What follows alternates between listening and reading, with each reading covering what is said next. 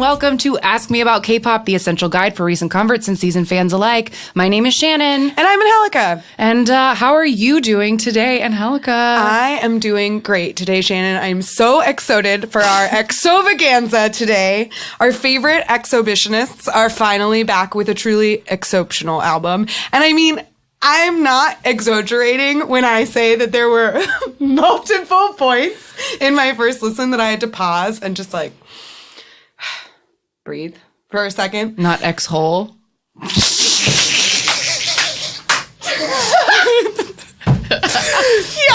So I'm very much looking forward to talking through this existential crisis that I currently find myself in. Oh my God. That was good. Was that all of it? That was it. Great. Beautiful pun work. That's amazing.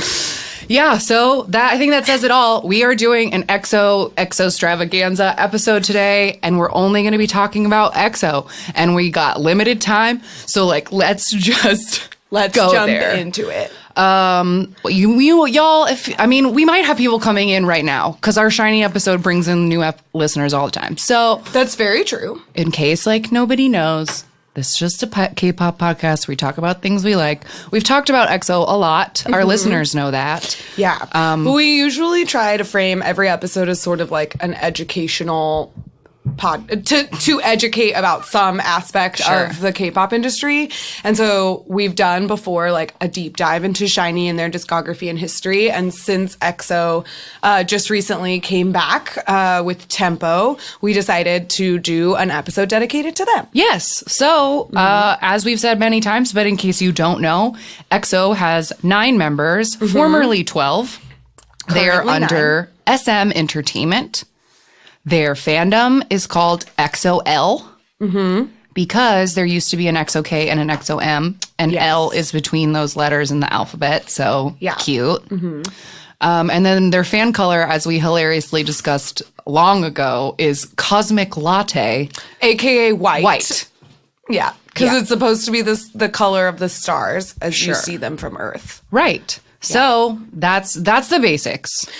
Yeah. So they have 9 members. Should we just start by going Let's through just go them through and them. then maybe quickly discuss like the concept of EXO? Sure. And then we'll jump into their discography. To their timeline. Okay, All right. Okay, so I'll start with our dear leader, and then we'll go age order after that, because leaders, that's a privilege of being the leader. You get to go first. So our leader of Whoop, already off to a weird start.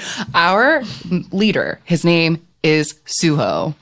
He was born in 1991, and his real name is Junmyeon. And as you'll hear for the rest of this, there are a lot of stage names in EXO. So and we're going to do, through this episode, we're going to do that annoying fan thing where we call them both names. So sorry, but we'll try to clarify if we like switch back and forth. Like maybe we'll catch each other and be like, AKA whatever. Right. But sure. We'll so Suho is the leader. I feel like he doesn't have like another like more standard position in the group. It's not like he's the dancer, he's the rapper. Like, he's really just the leader. Yeah. Because he was the one, he's not the oldest. So unlike a lot of other groups, the oldest member is not the leader in EXO, but he is the one who trained for the longest. Right. And so that's why he's the leader. And we usually try to like describe these members for people. So like, I don't know how to, one thing I had written down for everybody is that like all EXO members, for some reason, all have like an animal counterpart in fandom that people call them. And Suho's the bunny. Yep. So if you ever see people just like representing EXO through emojis, like this is how they do he's it. The bunny. He's a bunny. If they're ever wearing animal costumes, he's wearing a bunny. If they're ever like drawn in fan art as animals, he's the bunny. So like Suho's they're all very handsome. Suho's very handsome.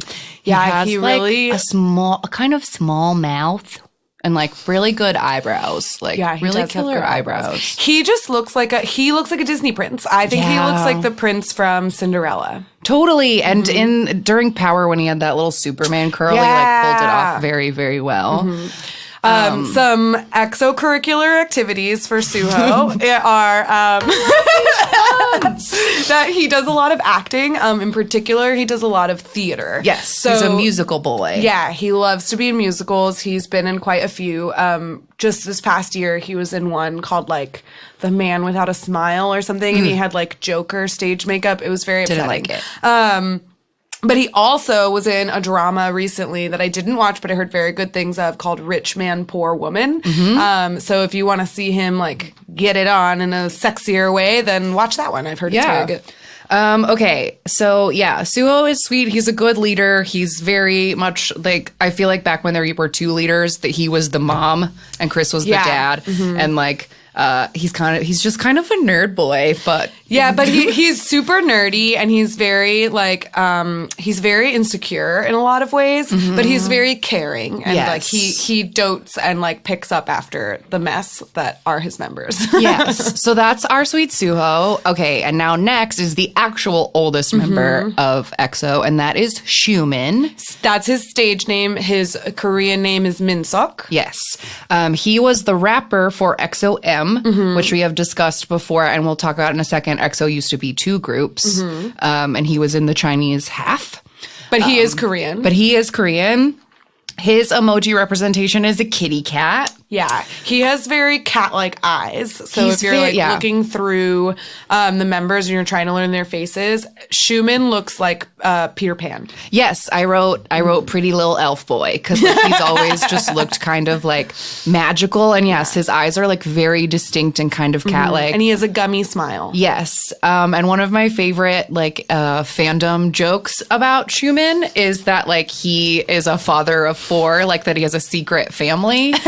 I think it's just because he's always seemed more mature than all of them. And there's like a little part of him that seems like he's tired. Over it.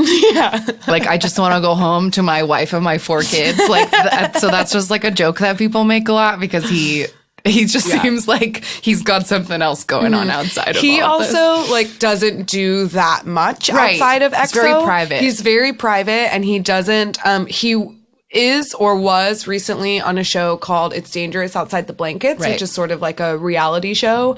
But aside from that, he really doesn't participate in variety shows. He's not an actor. He doesn't do like fashion spokesperson things. Like, he just kind of keeps to himself. Totally. And his wife and 4 kids. And his wife and 4 kids. And then, okay, so next up is Lay, who you've heard me talk about because he's my EXO bias. Yes.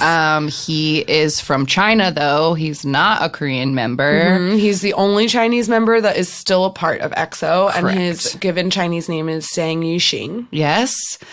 He is like one of the main dancers of EXO. He's born in 91. His emoji representation is a sheep. Yes. He is also really taken on the sheep thing for his solo work. Like, that's not just a fan thing. Like, Lay also acknowledges himself as a sheep. Yeah. Like, his last solo album was called Sheep. Or his first full solo album was called Sheep. And the lead single off of it was called Sheep. Yes. And so he definitely embraces that. And I just wrote down that he, like, literally does everything, because Lay, as we've talked about before, is currently in China. He's like doesn't really actively promote with EXO right now, because he is such a huge celebrity in China right now that he does everything. Like, he's on variety shows. He has a solo album. He is the MC for different music shows. He's like a UNICEF ambassador, and like he promotes like all kinds of different brands. He's the brands. face of Tide Pods and MAC lipstick and all of these things. Yeah. He's very famous. And very, very busy all the time. He's very handsome. I wrote down sexiest demon, very sleepy. Because he's also very, very sleepy. Like, back when EXO used to do sleepy. like reality type shows, Lay would always not be around because he was always sleeping. Yeah. He never got camera time because he was always Or the camera would pan back to the van and like everyone is loud and awake and he's just knocked out, somehow sleeping through the chaos. Which is funny that like I feel like I always like see him as such a like sleepy bug, but I also know because he works so hard, he'll say like, oh, I only sleep 2 hours a night. Like, I got so much shit to do. But anyway. He's so busy. So that's my baby Lay. Okay, next is Baekhyun. And he is the lead vocal for EXO, and I feel very confident saying that. I feel like his voice is the majority of what like EXO definitely. is. I would say because his voice No, especially at the beginning, like he and Dio, another member that we'll talk about in a minute, like he and another member shared most of the like verses, but Beck also has most of the ad libs. Like those major like riffs and high notes are usually him. Yes. So I have on my list, I have Baekhyun, lead vocal, shit talker, 92. He is a shit talker. He is a shit talker. His emoji representation is him and Chanyeol are both puppies, but he's a puppy. He talks too much. He sings so good. Yeah, and he doesn't really do that much outside of EXO either. Like he is one of the main vocalists, and he's very active in social media. But he'll do a lot of like Instagram lives or V lives or I don't know. He posts a lot on social media, but he doesn't really guest on variety shows and stuff unless it's something that is like only about EXO. Right. So like he and Sehun were recently on some like gamer show. It's like that's his live stream right now is him and Sehun just playing video games. And they like play them like with EXO-Ls or whatever, like online. He and Chen did that last year. It's like a series that he's done before. And I also wrote, like, as a way to tell him apart, I know this doesn't help, but I wrote Baekhyun looked 12 until, like, last year. Yeah, he definitely has a baby face. I think there's a reason why he is the most popular member. Like, that is a fact. Yeah, he's the most popular member. Because I think he, like, is the perfect encapsulation of those, like, Korean beauty standards. Like, he has a tiny face, which is, like, people really like tiny faces, and he has a tiny face. I don't know. He just has like a very boyish face, and he's very bubbly, and like he's like they would say that he has like sort of a beagle personality. Yes, like he's very that puppy like, thing. Like he's bouncy and like childish. And I think that, and plus he's such a great singer. Like I think that's what draws people to him. Yeah, totally. So that's Baekhyun.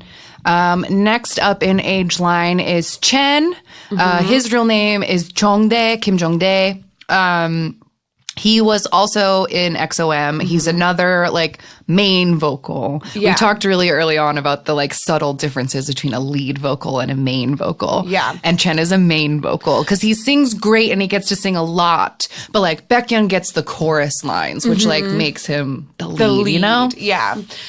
Whereas Chen will really tackle the high notes and the ad-libs. Like, I know I just said Beck does a lot of that, but Chen does too. Yeah, totally. And he was the lead vocal for EXO-M. Yes, he was the other Korean member in EXO-M.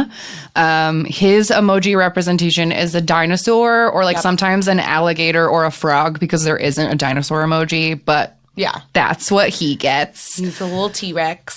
He's very small.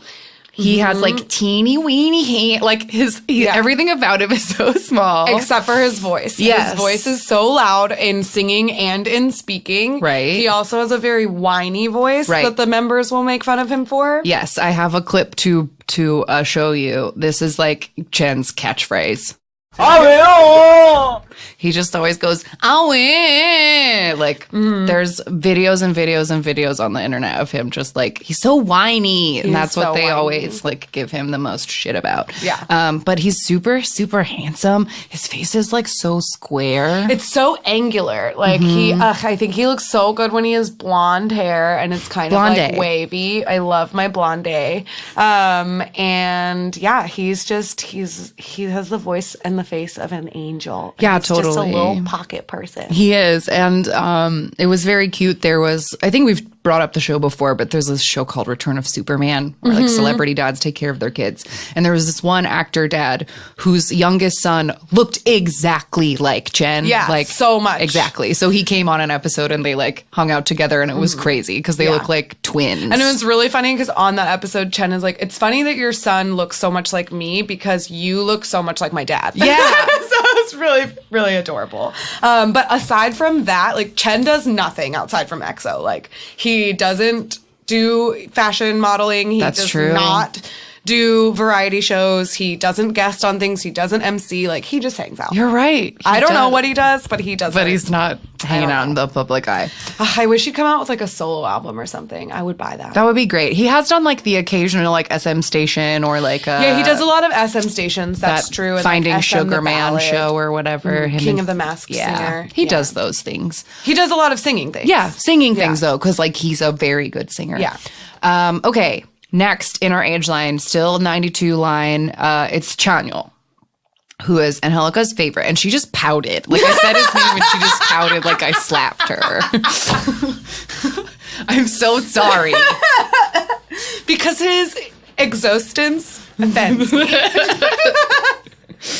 So Chanyeol is the main rapper of EXO. He was in EXO K. Was born in 1992. He's also the pup. Him and Baekhyun are the puppies in the emoji thing. Because he also has like a very childish charm. He's tall. He's a head taller than the entire rest of the group. He's very, very tall. He also has tattoos. He's the only member that has tattoos. So if you're looking for whatever physical markers, he also has very big ears and like a very pouty mouth. And he's the bane of your existence. You hate him. He's hideous, and I hate him. But no, I love him. He's great. He is super active on social media as well. He loves an Instagram Live. He also is like a fashion model for Tommy Hilfiger. And what else does he do? He was on that episode of like Master Key, and I feel like he does a lot of like producing and composing for fun. He does. He definitely does that. SoundCloud account. He'll upload like a song he wrote on SoundCloud a lot. Like you said, he loves Alive. He was doing this thing for a while where like he just wouldn't sleep and he'd go on live at like 2:00 in the morning and like watch music videos or like call people. And just it was he loves attention. Yeah, which is fine. They all. You know, whatever. I mean, he's a celebrity. He's a celebrity. But my notes say puppy, tall, fuckboy, tattoos. Yeah, that's why I hate Chanyeol, because he's so like adorable and sweet. And then he'll get on stage and suddenly you're just like, excuse you? Don't look at me that way. Yeah. Like he turns the fuckboy charm on and it's rude. Yeah. And he also like decided this year that he was just going to get like stupid buff for no reason. Like and absurd. I'm, like, he was just going to like turn himself into the bicep emoji. And like, that's what he is now. And not about it. But whatever. I am, but I'm not. Why do you do this to me, Chanyeol? This is just the beginning of, as you will hear, we have a lot of like hatred towards EXO. Deep love, but it's mostly hatred. They're just... extortionists. I need you guys to know she has a whole paper that she won't let me see of like just EXO puns. So this is going to be a long day. It'll be EXOrdinary. Okay. Time. Here we go. Next. Now we've moved into the 93 line, the only person on the 93 line, and that's Dio. Okay. And Dio is the other main vocal. I feel like if you put them in order of who gets the most lines, it would go like Baekhyun, Dio, Jin. Because whereas Baekhyun does he gets a lot of the chorus lines, Dio gets a lot of the main verse lines. Yes. Dio has like his given name is Kyungsoo, and his name is Do Kyungsoo. Yeah, his last name is Do, so then just like make it name Dio. Is just Dio. But he has like a very pretty, I don't want to say generic voice, but sort of like his voice doesn't necessarily have like the character that Baekhyun and Chen's do. But he has a beautiful, solid It's like range. so good and so solid. And like, like you said, it is like there's something kind of familiar about it. Like, yeah. And I also feel like it's funny because to me, his voice doesn't match his like appearance at all, because he's also very small. He's very small, but he's got this like very like he's very like boy next door. I don't know. I honestly I feel like I have face blindness when it comes to Kyungsoo, because I literally forget about him all the time. Like, his voice defines many EXO songs, and I like if I'm not looking directly at him, I forget he exists. Right. So Yeah. He also, I feel like, is that there's something about him where I feel like where other people, he's the most, if you ask me, like the most private member of EXO. Definitely. Like, because if there are shows like Showtime or EXOmentary or whatever, he does not show up. Like, if he doesn't have to be on camera, he chooses not to be. Yeah. And then he also, for like several years, just had like a buzz cut. Like, I feel like he doesn't get the same like fun haircuts as everyone else. Like, well, I don't think he wants them. No, he they just released these season greetings teaser images, and everybody is like shirtless showing under all a their blazer, titties. Except for Dio. He's wearing like a high-necked blouse underneath. Oh yeah, I wouldn't. I don't know for sure, but I bet he's never showed a lick of skin ever in a comfort. I'm sure he's never time. been seen in anything less than a t-shirt. Like, I would bet money on it. He's very conservative. He's also he has terrible vision. Yes. And so a lot of times he like does, I feel like Dio gets sort of a bad rap a lot of times because he is very quiet, and so he keeps to himself. He doesn't have like a loud personality, and he often cannot see because he's not wearing glasses or contact. He has like an astigmatism, so he can't really wear contacts. So when he's sitting on stage, like a lot of times he looks like he's frowning because he's like squinting in order to see. Yeah. So a lot of the members will talk about how like when they first met him, they thought he was like very angry or mad at them, and he was like, "Oh no, I just can't see you." Oh, and I forgot to mention he's a penguin. That's what emoji he gets. He's a penguin. Yeah. But he actually does do a lot of acting. Yes. He's very private. Really popular actor. He's a very popular actor. Whereas like Suho will do a lot of like TV shows. Dio does a lot of movies. Like real ass movies. Real feature length films. Yeah. And he's been lauded for his acting. Oh, yeah. I've never seen any of his movies, but I've heard that he's very good. When I was on the plane to Korea, there's this movie that he's in that's like he's a wrestler who like gets a head injury and becomes blind, and then his like good for nothing criminal brother has to come take care of him because he's blind now. And I refused to watch it because it looked really sappy and dumb, but everyone around me was watching it, so I saw the whole movie like silently through other people's screens. And he was very good at acting blind because he kind of is. Okay, we're almost through the current members. Oh my god, this is taking so long. I knew it would. Okay, I mean, there's so many of them. I know. It's okay, not our fault. So we're There's down an excessive amount of members. Oh god. Okay, now we're at the maknae line. 1994, Kai Kim Jong-in is his real name. He's the main dancer. He's so sexy. He's too sexy, too sensitive, too laughy is what I wrote down. Yeah, and that's fully but it's all fine. Accurate. Like, he's so beautiful. He is the only one who, from their debut stage, has had stage presence. Like, if you're trying to figure out which one he is, like, which one draws your eye when you're watching them dance? Like, he was originally just training to be a dancer. Like, he was originally training to be a ballet dancer, and then he auditioned for SM. So he's an incredible dancer. And yeah, so like you can really spot him. Yes. His emoji is a bear. And he also has a fandom nickname, which is Nini. Yeah. I don't know where it comes from, but I think it comes from his name, Jong-in. Oh, Jong-in. Yeah. Nini. Okay, cute. So the members call him that too. It's really precious. He's a very sweet boy. But it's really funny. Like I think we've said this before, but he's like best friends with Taemin from SHINee, like since they were little boys, like best friends. Taemin is the reason Kai auditioned for SM. And I think that they both have that kind of like ditzy. There's just like, I feel like they shouldn't be left alone together. I bet they lose so many things. And they. Oh my God. Yeah. Kai was asked once recently, like, why do you always carry a brown paper bag when you go to the airport? And he said, oh, well, I was always losing my bags. And so this way, like, I can just throw my wallet and my keys and my phone in a brown paper bag. And like, I don't know. I don't lose that one. It's like, what? Okay. Yeah. But Kai is also does lots of modeling because like we've said, he's incredibly so handsome and tall and like very photogenic. He's who you want to put clothes on. He has like 0% body fat. Right. So yeah, he's like always modeling. He has done some acting, but mostly his extracurricular activities are fashion related. Yeah. So that's our sweet Kai.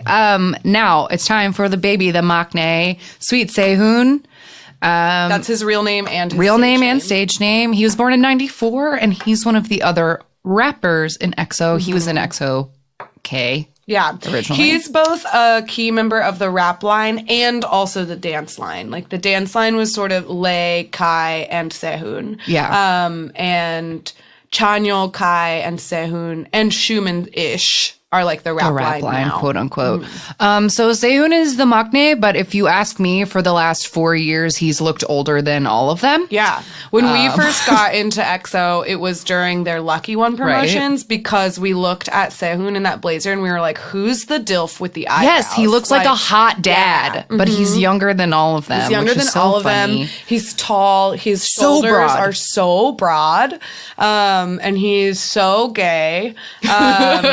I mean, honestly, like, the number of times that he has said, I like men, like, if you are a Sehun stan and you still deny the fact that he's, like, gay, I'm sorry, he's gay.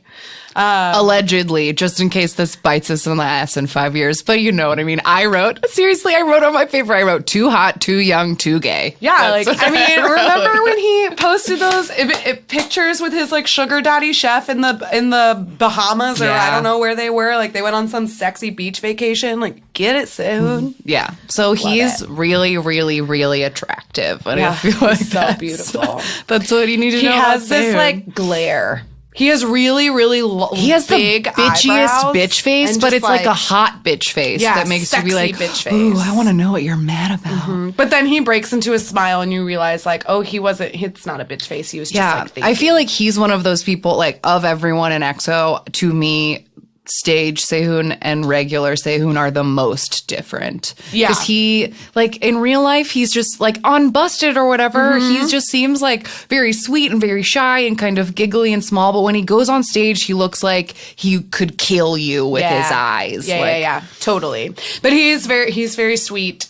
Sometimes he seems kind of ditzy in a, like, very endearing way. In that maknae baby way that he's allowed to. Like, and he and Suho, the leader, are, like, best friends, and their friendship is really adorable. Yes. They used to live together and they finally, like, stopped living together like sometime they used to last share year. a room. Yeah, like, the members lived together, but they used to share a room, and they just recently stopped sharing a room. And everybody was like very sad about it. Yeah. Like, no, it's the end of an era. Because their banter is adorable. Yeah. Okay, so that's all of the current members of EXO. And then I didn't write down a ton for the formers, but we'll just hit them real hit fast. them.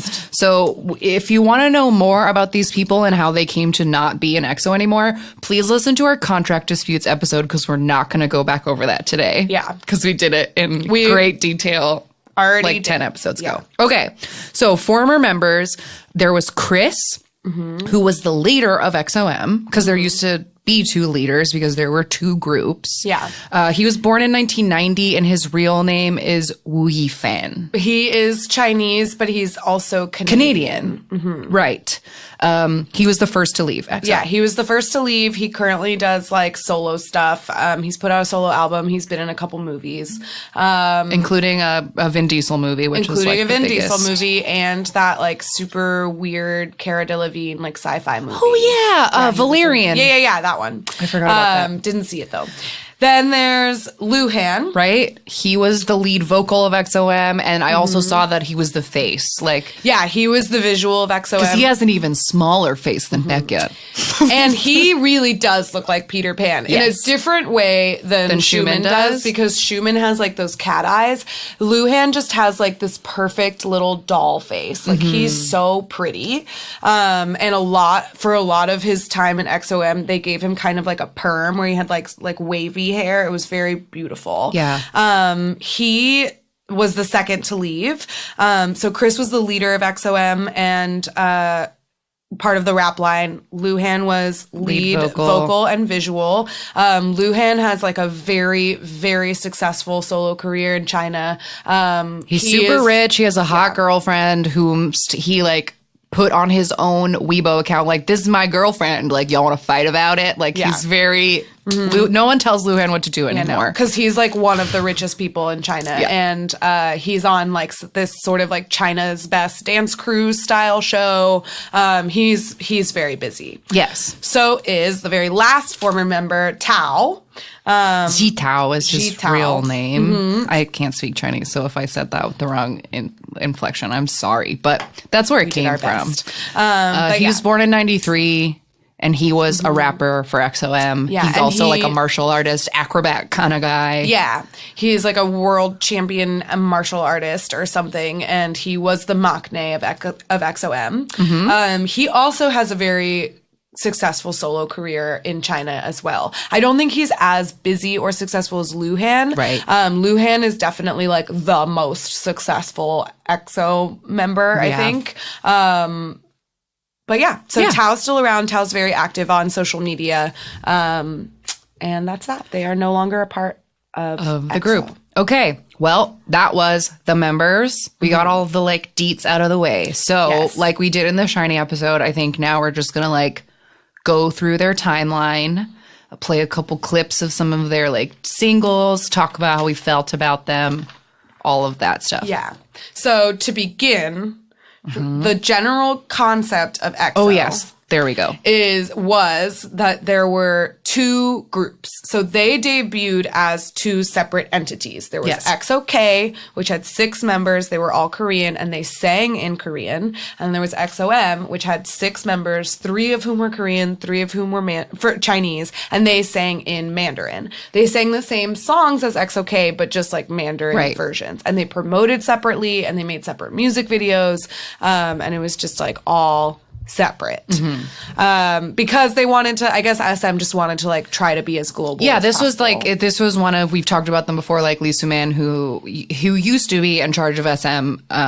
He's stepped back in recent years, but he always had these kind of grand ideas for what groups could be, and this was another one of his little experiments of like a multi-country like group.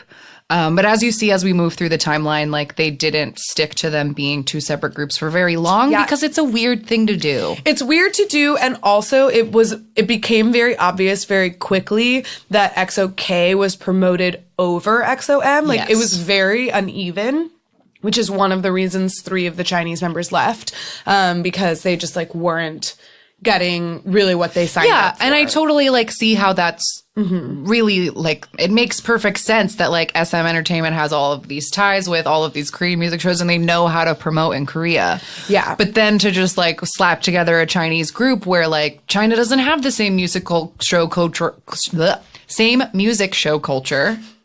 Or like, you know, and I bet they didn't have the right ties in China to be getting at them on TV all the time. Like but there were also weird instances in which like EXO-K went to Mexico to promote and to perform, but EXO-M didn't. But EXO-M got to tour with Super Junior as their openers, like at one point. So I don't know. It was all separate. It was all very weird and separate. Another main concept of EXO that like comes up all the time is that every member of EXO has a superpower. Right. We've talked about this a billions of times. We talked about this. We go more in depth in this in our concepts episode. Yes. We break down like what the fuck EXO's powers are and all that bullshit.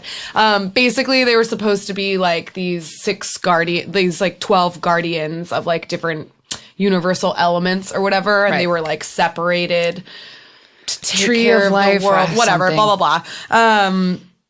Anyway, that comes up a lot. Yeah. So I'm just going to say right now, because there's a very good chance that like some diehard XOLs have found this podcast and are listening to it right now. Like, we don't care about the like conspiracy theory powers path code. Like, I don't care. So we're not going to talk about it. We're not going to go into it. So part of the reason that we're bringing this up is because EXO has a super complicated concept. Like, it's so elaborate. And there are like there are teasers and shit they'll release that's like on the eclipse of like and then 4 a.m. and scrambled letters, and like I'm just not the type to care about those kinds of things. I know some people love that stuff. I know that's like a huge part of BTS fandom is like getting all in all the teasers and figuring it out. But like, and I don't care. Is a huge part of the XOL fandom. Like, but the conspiracy theories and like reading into all of the connections.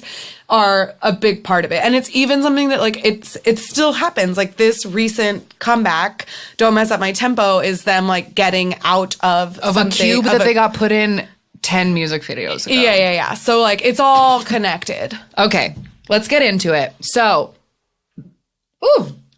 interestingly enough, let's see. The first thing I have on their timeline, just to mention it, on December 11th, 2011, a few members of EXO got to be part of this big SM showcase at one of the year-end shows. We'll be doing an episode about that in about a month, but there's all these like year-end shows. So during the SM extravaganza, a couple of EXO members got to be a part of it, and they were called out on the banner as like Crystal, so-and-so, and EXO. So no one knew who they were or their names yet, but that was the first time that like 3 of them appeared on TV and were credited as EXO. So like, okay, it's a real thing now. Then on March 9th, 2012, they had a pre-debut music video. And that song is called History. And here's a little snippet of it.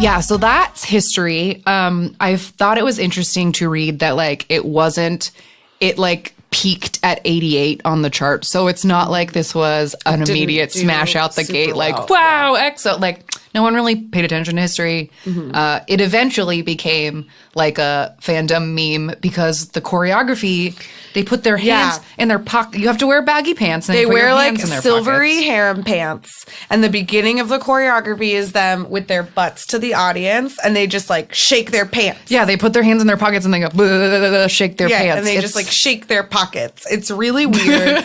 There's the styling of this music video is just like a lot of chrome and fringe and like really bad face tattoos for Kai in particular. I wrote when we watched, because we did a couple weekends ago, we like watched all of these together just to like get ready.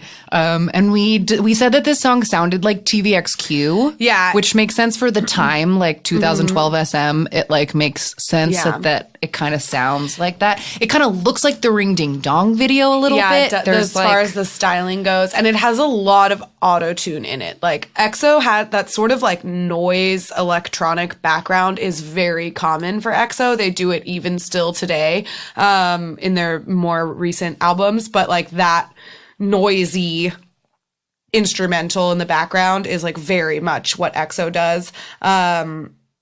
But this one has a lot of auto-tune in it that I think they sort of like fade out later on because EXO is filled with very good singers. Yes. So they don't need the auto-tune. And I think we'll see as we go through these, like how their music has sort of changed to adapt to their talents better as opposed to just like writing music for 12 boys. It's very crazy.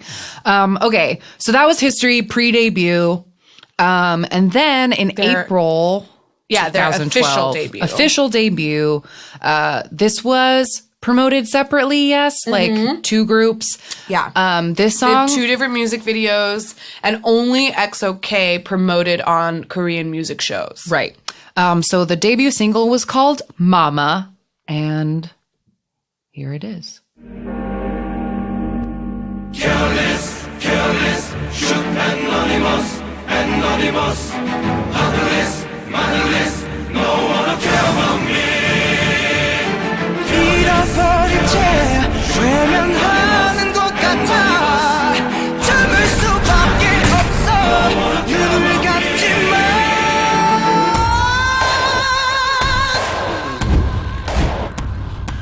That was a Dio high note there, like we talked about before. Also, I think I was wrong. I think the Kai face tattoos are in Mama. Yeah. Because it's Then he starts screaming into the camera. So this song is crazy. I remember like, okay, so we're gonna have to get into like our own personal histories with EXO. But like I remember this is a song I immediately liked. It took me years to care to learn any of their names or think about EXO, but I was always buying their music on iTunes. So I've had Mama on my iPod for like 6 years. This is my origin story. The Mama music video is what got me into K-pop. Like, I remember that we've talked about this a little bit before, but I didn't immediately become an EXO-L because, like, after I got into this, Shannon had showed me, like, a few different things, and then I was doing research on my own, and I, like, saw the history one, was like, okay, I'm intrigued. And then I saw the Mama one, and just, like, the drama of it hooked me. I was like, I don't know what this is, but I'm into it. It has this like super over the top introduction with like this deep voice that we thought was Dumbledore. We feel like it's got to be Michael Gambon because it sounds like him for the first couple of sentences, and then it doesn't sound like him anymore. So like I don't maybe know. they did get him to read a line or two, and then reworked the concept and had to get a new a different British voiceover. But anyway, I was just like immediately hooked by this, and then when I started to look into EXO a little bit more, I was like, oh god, there's 12 members, and like their fans were so much younger than me at the time that I was like, okay, I'm not going to invest in this group. Right. But this is my gateway. Yeah, it's so beautiful just to think about. It was very funny when we watched this video recently because I hadn't seen it in years. We thought they all looked dead-eyed and scared, like especially in the performances of this song. They look so new, and they just like, they don't. Oh, it's Kai like is the only one who has stage presence. The only one. And weirdly enough, when we watched the EXO-M version of this, Kai is in it. they put him in the front He's of the in dance the front triangle. of the dance breaks, and I'm like, excuse me. And he gets all the close-ups, like, and he's not in M, He's but not they in were like, EXO-M. this guy, this one, he can have all the camera So, time. like, basically what I'm saying is from debut, EXO-M was disrespected. That's very true. So Mama went to number 1 in Korea, and the Chinese version went to number 2 in China. So it was very successful. They won Best New Group at the Mamas. They won the Newcomer Award, the Golden Discs. So, like, their debut was pretty great for them. Yeah. People were into it. And then, I guess we'll just move right along. So then May of that next year, which is 2013, then they put out their first, because Mama was an EP, so it was little. They put out their first full album, which was called EXO. Like the letters. Letters, XOXO. Yeah. And the single for that one is Wolf. And we both hate this song, so the clip I chose is what I consider to be the only good part of the song. Okay.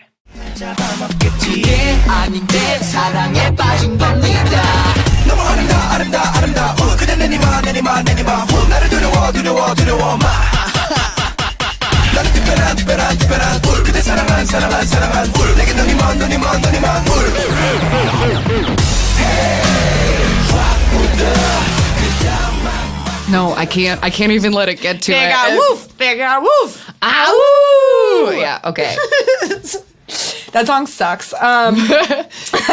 Perfect example of our noise rock garbage. This is like the noisiest song ever. Yeah, but this is sort of like so Mama was the first single that they ever really released and promoted, but Wolf is the first song that they promoted together. So it was their 12-member debut. So it was sort of like a secondary debut almost. Yes, because they did, like you just said, joint promotions. So they were performing as 12 people, and it was like, this was my first memory of EXO is Wolf because of a We Got Married episode. We can talk about it another day. But Taemin needed all of EXO to help him with a romantic surprise, and their stage outfits were like brown basketball uniforms, and they all had like no less than 4 bandanas tied on them somewhere. And I was like, this is crazy. There are too many boys in this. They look like little boys. Terrible. And they're like, and this song is so dumb. Yeah. And the choreography is really crazy. It they starts start with them, like as this like tree. They're all like holding each other in this crazy way, and they lean and they make like a tree sway in the wind. But anyway, and then like is it like Chanyeol whose like claws come out of it? Yeah, no, Chogi wah. But even if we don't like Wolf, everyone else did, because this album sold 1 million copies, which was the first time that a Korean album had sold 1 million copies in 12 years since G.O.D. sold 1 million copies. Wow. So it was a big deal. Yeah, and this sort of like immediately cemented EXO as a phenomenon. Yeah. Because like until fairly recently, like EXO had the biggest fan base. They like were the shit and the top for a very long time. Yeah. And this was the beginning of that. So next is in August, they did a repack for EXO, and this is when this for a long time was my favorite EXO song. And this repack was called Growl. And here's what that song sounds like.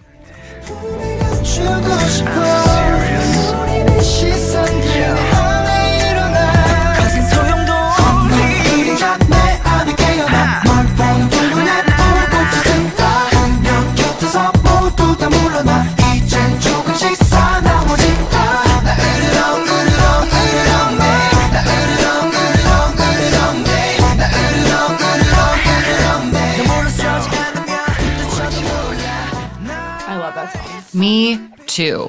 And again, it's not noisy in the background. It's not like this noisy. is the first one, and this is not to say that there aren't B-sides off of these previous albums that are good, right, but like this was their first lead single that I think actually highlighted the vocal talent that they have. Yeah. And the EXO loves a choreography where the camera has to follow them around because there's so many of them that they do a lot of like camera tricks of members sort of like appearing and disappearing in different like numbers of them being on film at once. Right. And the dance practice of this is really great. It's one of my favorite like K-pop videos of all time. Yeah. Like, before I even knew or cared who any of them were, I would watch this dance practice over and over and over again. Yeah, and the only one whose name or face I knew was Kai. Kai, yes, for a very long time. And again, only because he was Taemin's best friend. Did I have Kai any is the idea only who person he I was. knew who he was. And again, he draws your eye. It's not... He does. He's very handsome and he's very good at dancing. But one of the things about Growl that I think is cool is that, again, they were promoting all as 12 like they had for Wolf because this was the repack. But what I thought was really cool is in the Growl choreography, you start out looking at 6 of them and then the camera turns around and it's another 6. But they were mixed up M and K. So it wasn't just like EXO-K gets this first and EXO-M gets this. It was like a very mixed together. It was all mixed together. Yeah. Growl is excellent. Growl is excellent. And just as a call out, it is the first iteration of EXO, which happens a couple more times throughout their career. Sehun says it. There's hand motions. Yeah. It's a thing. So yeah, Growl was great. It won Song of the Year that year, and Album of the Year, all of that. So let's see, November 2013, that's when EXO Showtime premiered. This was a 12-part reality show. It's very good. If you can find it, I think believe it's most of it is on YouTube. At least the first few episodes are, and with English subs. When I like finally decided like, okay, I'm gonna get into EXO, which was not until Coco Bop came out. I went back and I watched EXO Showtime, and I was like, oh no, now I care about all the members that aren't even there anymore. Yeah. My favorite episode of Showtime, if you can only watch one, there's a really great episode where they put them all in separate karaoke rooms and then they have to try to answer a question with all the same answer, and you wouldn't believe how bad they are at it, and they start to go crazy, and it's super funny. It is very fun. Just that clip is available on YouTube. You can definitely find it. But I mean, that game is like with 12 members. 12 people. It's impossible It's just like to one get all person has 12 to do it wrong. people to like think the same thing. Anyway, EXO Showtime's great. Highly recommend. Yes. Okay. So end of 2013, this is the first time that EXO does something that they're going to do, as far as we know, for the rest of their career. They put out a winter EP. Yes. The one in 2013 was called Miracles in December. Yeah, and the album art is like a really, really cheesy picture of them in green and like standing in a Christmas tree shape. There's so many of them. So cute. So that was their first winter EP, which they do a bunch of times. They do almost every year. They come out with like a special winter album. And at the end of 2013 is when they won their Daesang at Golden Disc and at the Seoul Music Awards. We talked about it in our SHINee episode. SHINee also won a very big award that year, and there's like beautiful video of like when SHINee wins their award, like Kai cries so hard, and he like goes and finds Taemin, and he's just like a wreck, and like it's so cute. They're best friends, and it makes me so happy. Okay, so that was 2013. May 2014, they put out a new EP, and it is called Overdose. The single is called Overdose. And let me play a clip before we talk about it anymore.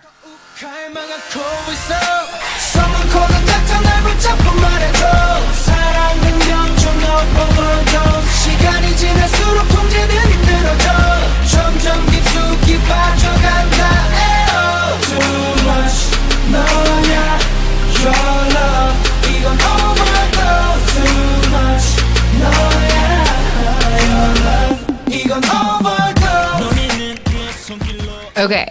Overdose. I love that song. I love this song too. But the weird choreography's so it's super cool. good. There's a really cool part where a member like half of them kneel down and then the others get behind and it looks like they're like knocking their head around. Yeah, they're like drumming on their heads crazy. And their heads are like going down into the side. Oh, it's super cool. So but good. The weird thing about Overdose though that I feel like it's funny now, like everything that happened after it, but for some reason, for Overdose, they decided to go back to separate promoting. Yeah. Which they had just done 2 albums as 12, and everyone loved it. So I don't know why they decided to go back. Maybe it was something maybe there were complaints or something like, I don't know. It's hard to say. Right. Why they chose to do that, but they suddenly went back and like there is a music core performance with all of the members, but they also released 2 separate music videos and they did do separate music show performances. Yes. Like there are phenomenal EXO-M stages that I think happened in China. Like they weren't typical Korean music shows. Right. So like they shipped EXO-M off to go promote this song in China and then had EXO-K do it here or there in Korea. But as we talked about in our contract dispute episode, so I'm just going to quickly jump over this. 8 days after the Overdose video and album drops, Chris sues SM to leave.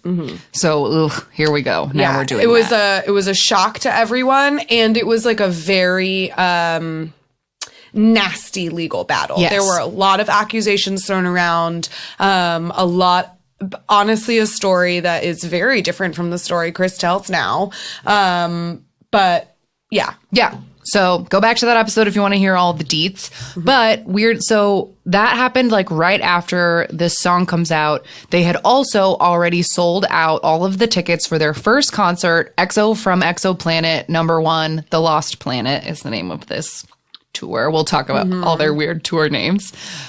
This concert sold out in 1.47 seconds. Amazing. Like it's crazy. And it went until December of the next year, which means so they like, from what I read, that at the first Lost Planet episode or concert, there were all these signs up at the merch booth that were like, if you pre-ordered Chris merch, sorry, it's all gone. Like, and they had to reshoot posters like a day before to have a Chris-less poster. Yikes. But then in the middle of the tour, Luhan left. Yeah. So they lost 2 members during this like first concert tour, which I'm sure was like crazy. I just read about like frantic merch changes because they lost members in the middle. So yeah, go to another episode if you want to hear all about that. I'm going to move on. December 2014, second winter album, but this time they just made it a live album of the concert that I just talked about. Okay. But there was a new single on it called December 2014, The Winter Tale.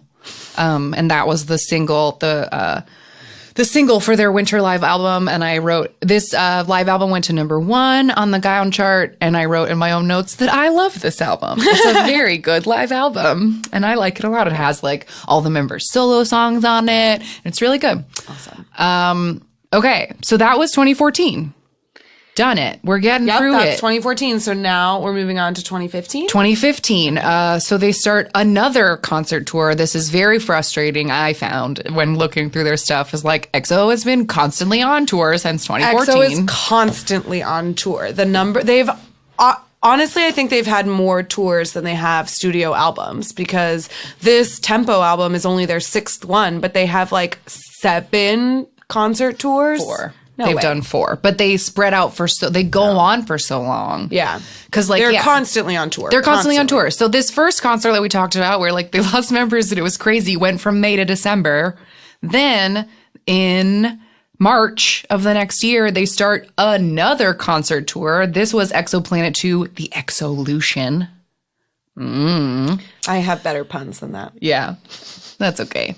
Okay, so then at the end of March, while they're on tour, they release their next full album. This one is called Exodus. Yep. And the single, I'll get to the single in a second just because before we get to it, this was like the first instance of like teasers and craziness. Yeah. They did this thing called Path Code. Where they basically put out different videos of all of the members in different cities, and they would just like be doing vague things and like, oh, there's clocks and like lots of weird stuff to throw you off. And so apparently at this time, all of the fans were just like going bananas trying to figure out what the path code teasers meant. But apparently if you just took all it was if you took the cities that each of these weird videos took place in and mixed it up, it spelled Call Me Baby. Yeah, and I think that there was also something maybe at the end of the teasers, like maybe some numbers or something right, that, like, that would dropped like when it was going to come out or something. Yeah. But anyway, this was the first 10-member promotion because Chris and Luann had left and Tao is still there at this time. Yes, so this is my favorite EXO video of all time, still to this day. Music video. And here is Call Me Baby.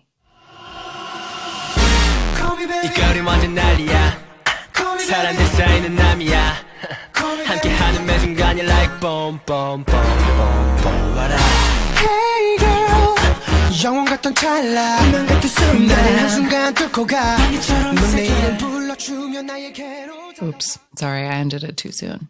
I was just getting my groove on. I'm so sorry. It's too good. It's such a good song. And the music video is really good. Yeah, this is a fantastic example of EXO's love of like camera work. There's so many, like from start to finish, this music video like really takes advantage of like members appearing as if from nowhere. This is also the first time that we watched an EXO music video and we're like, oh, there's more hot ones than just Kai.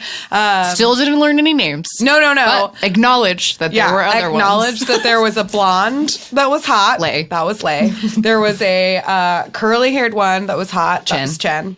And there was a green-jacketed one that was hot. Suho. That was Suho.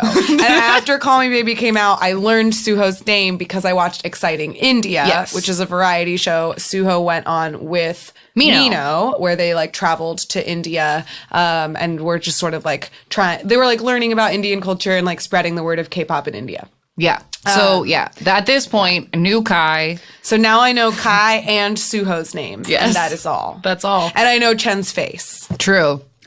So that was Exodus, Call Me Baby. I wrote that Playboy is on this album. That's the start. Like, we haven't brought this up yet, but like we truly believe EXO to be sex demons and that like their whole concept seems to have always been like excessively horny. And even when I didn't really like them, I was like, why is this group so horny? Like, because I'd seen videos of like other songs and stage performances and being like, really? Wow. It's ridiculous, and I'll talk about it more when, like, it goes all the way back to like their inception. But yeah, they're demonic and Okay. We can get back to it. Next thing on the timeline, I just noted it because I'd like to point out before we move on that when we watched the Call Me Baby video, I wrote, Chris is gone and now they're having fun. It's true. Because for the first time, they like actually look like they're having fun on stage. Like, because we watched the Call Me Baby music video, we also watched a performance of theirs. And like, there's so many stages before the Call Me Baby where they just look like feared for their lives. And I think Chris like was a big cause of stress, honestly. I agree. He like had a bad attitude. Yeah. And I wrote it down. I didn't say it earlier, but in the history video, I wrote, Chris isn't even trying. Because he isn't. And he looks mad the whole time. Yeah. Anyway. Good riddance. Yeah. Anyway. So next thing I have on the timeline, just because it's funny to note, May 25th, 2015, EXO Next Door premieres. This was a 16-episode web drama that starred Dio, Chanyeol, Sehun, and Baekhyun. And then the rest of EXO made little cameos. Yeah. But it was basically the Chanyeol was the star. I have never watched a second of this because the GIFs caused me so much secondhand embarrassment. I don't even want to watch it. But the premise was that, like, Chanyeol grew up next door to, like, a girl, and now he's famous EXO Chanyeol, and he moves back in, and then the girl, like, EXO lives next door to me. Like, I guess that was the premise. It's literally just the group EXO lives next door to you. Yeah. What would happen if? So that was So they thing. play like weird versions of themselves. I've heard that Chanyeol is like a jerk in it. Yeah. Like, that's his character. He's the main character, Yeah. and he also in the credits has like a young version. So I assumed it was like him and the girl are childhood friends, and now he's moved back in or whatever. But because of EXO Next Door, I feel like a lot of the personalities that people put on the EXO members come from this dumb show. that, yeah. Like so many people think that Chanyeol is a dick because he was a dick on EXO Next Door. And he's very Maybe he sweet. is. No, he's not. He's not. He's a fuckboy. He's but a he's fuckboy, nice, but he's not He's a mean. nice boy. Okay, next. June 2nd, 2015. My favorite EXO song of all time. Hands down, The End. This was the repack to Exodus, and it was called Love Me Right. The single is also called Love Me Right. And I put this clip at my favorite moment, which is at the end where the song just like really goes crazy for like 2 whole minutes. So here you go.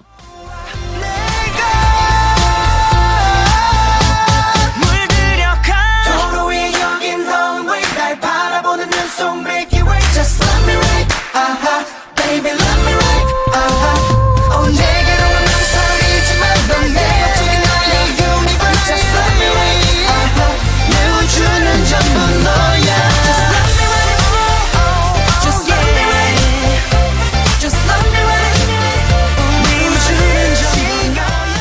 Okay, I have to fade it because it literally just does that for a whole other minute. Like, it has the best outro ever, and then it just like keeps going. Yeah, that song is great. I love that song. I think it like one of the things I haven't mentioned this yet, but I feel like one of the things that I love so much about EXO is that unlike other K-pop groups, like I feel like SHINee never used it enough, but like EXO takes advantage of how many members they have, and so there's always like beautiful there's more harmonies in EXO music than other people's. There's which a lot I love. of layered vocals in it, and I think that throughout the years they've gotten a lot better at like diversifying the layers. Like at first it's like mostly layered of like Beck, Chen, and Dio, but now like they're including more members or whatever. But they've always had great combos and harmonies and different things. Yeah, I love Me Right, but I only ever watched the dance practice because in the music video they're wearing American football uniforms, but they don't know how to play football. No, they do not. They really, it's like embarrassing how little they know about actual football.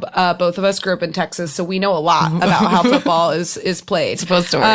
And so it's very embarrassing to watch them try to play football. But there is a really fantastic fan-made video that is basically like, it takes the Love Me Right video and it makes it takes the audio from the High School Musical trailer, right? And then like the and it like video cuts from it Love with Me the Right. video from Love Me Right, and it works so perfectly. It's so good. Yeah. I love it. The other thing I do love about the Love Me Right video is that at one point they're all wearing like full Canadian tuxedo, like full denim Canadian tuxedos, and Lay doesn't have a shirt on.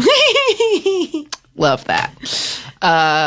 So this Love Me Right comeback, Tao didn't participate because of an injury. Yes. But after the day after this promotion is when he also left the group. Yeah. So Tao is featured in the like vocals Of this album. He's not in the music video, and he didn't participate in any of the promotions because he was injured. And then pretty much like as It was about promotions 2 wrapped, months after. Yeah. he was out. It was announced that he was gone too. Yes. Okay. So the rest of 2015, excuse me, is very interesting. In November, they had their Japanese debut with a Japanese version of Love Me Right that's called Romantic Universe, because they say that in the songs, they say romantic galactic universe, like somewhere. So that's what the Japanese version was called. The EXO, I think it's also worth noting that EXO, part of their concept is that they like do a lot of different universes. Oh, right. Yes. Like fan fiction AUs, sort of. Like they do a lot of different things. So this Love Me Right takes place in like the romantic universe, quote unquote, but also the fandom, like the fandom name is EXOL, but they are also known as the universe, like the EXO universe or whatever. So yeah, there's a lot going on. Then okay, I have to play a tiny clip of this just because I think it's like kind of exciting in the like just the world of spreading K-pop or whatever. So in November 2015, Disney, I mean, this is cool. Like Disney approached SM and was like, hey, you want to help us with Star Wars promotion? Because like we said, EXO has been pretty much from the beginning a big fucking deal. Yeah. Like their fandom base was absolutely enormous and their popularity was like unstoppable. And so the fact that like people were leaving was like a really big deal too, because they were arguably like the biggest group on the scene. And so Disney came to them because they were a big fucking deal. Yes. And they were like, we need to promote this Force Awakens. We're bringing Star Wars back. Like, can you guys help us? So EXO participated in this song called Lightsaber. Right before I play the clip, I'll just let you know, the music video only has Kai, Beck, and anyone else? I didn't write it down. I didn't write it down, but it only has a couple of members in it. But everyone basically like who's free. Yeah. There are 9 voices on the song, but they're not all. And the concept of the music video is that the members of EXO are Jedi and they're going into like clubs. They go to a club and it's like no Jedi lightsabers. Clubs. No lightsabers allowed. Okay, here's the song. 손을 내민 널 지키러 이곳을 찾아 헤맸던 너를 위한 savior 아무 손 내가 손을 잡을게 a lifesaver lifesaver lifesaver lifesaver lifesaver lifesaver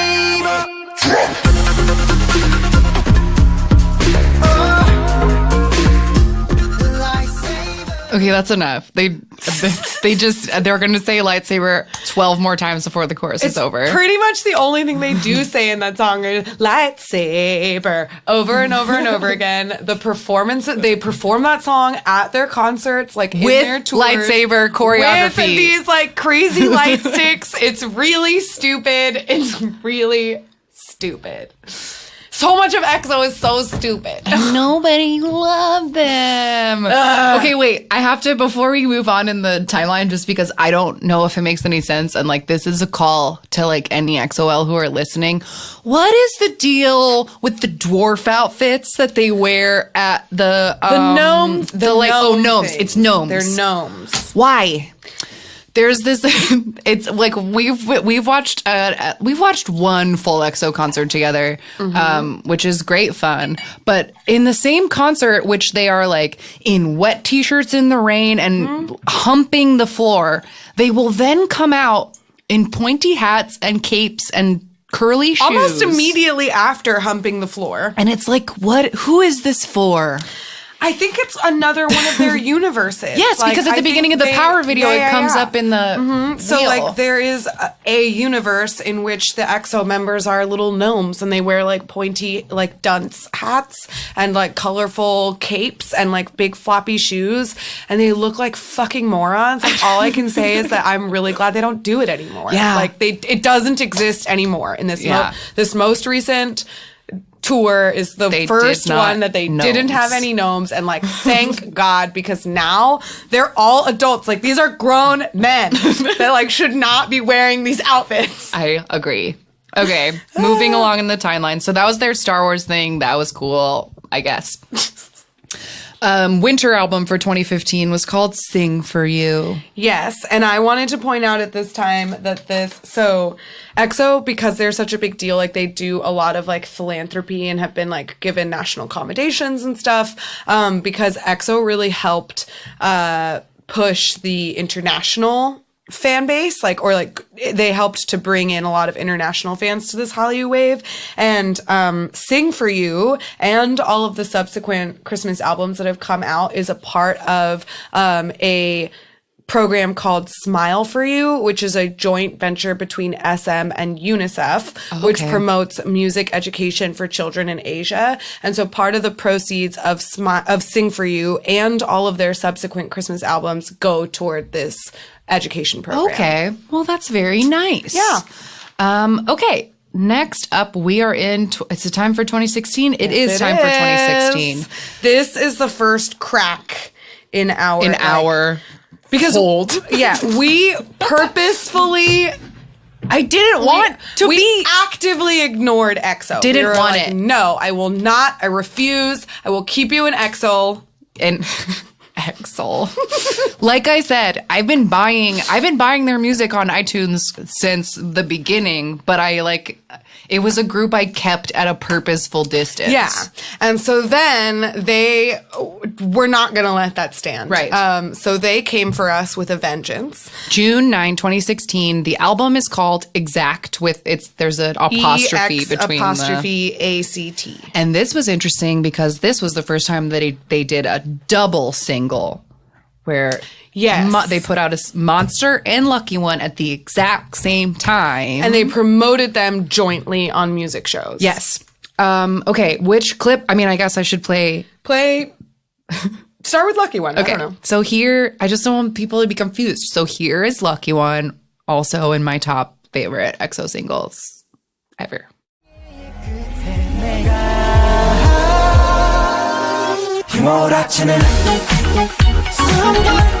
내 세상에 멈춰서 넌 나의 only one 너를 발견한 순간 더 찬란히 빛나는 I feel lucky one 너와 나 이곳에 keep on coming 같은 시간 속에 하나 된 그 순간 we'll be the lucky ones 미스럽게 숨겨진 너의 고백. Just tell me right now. Okay, that was really hard to turn off because I love that song.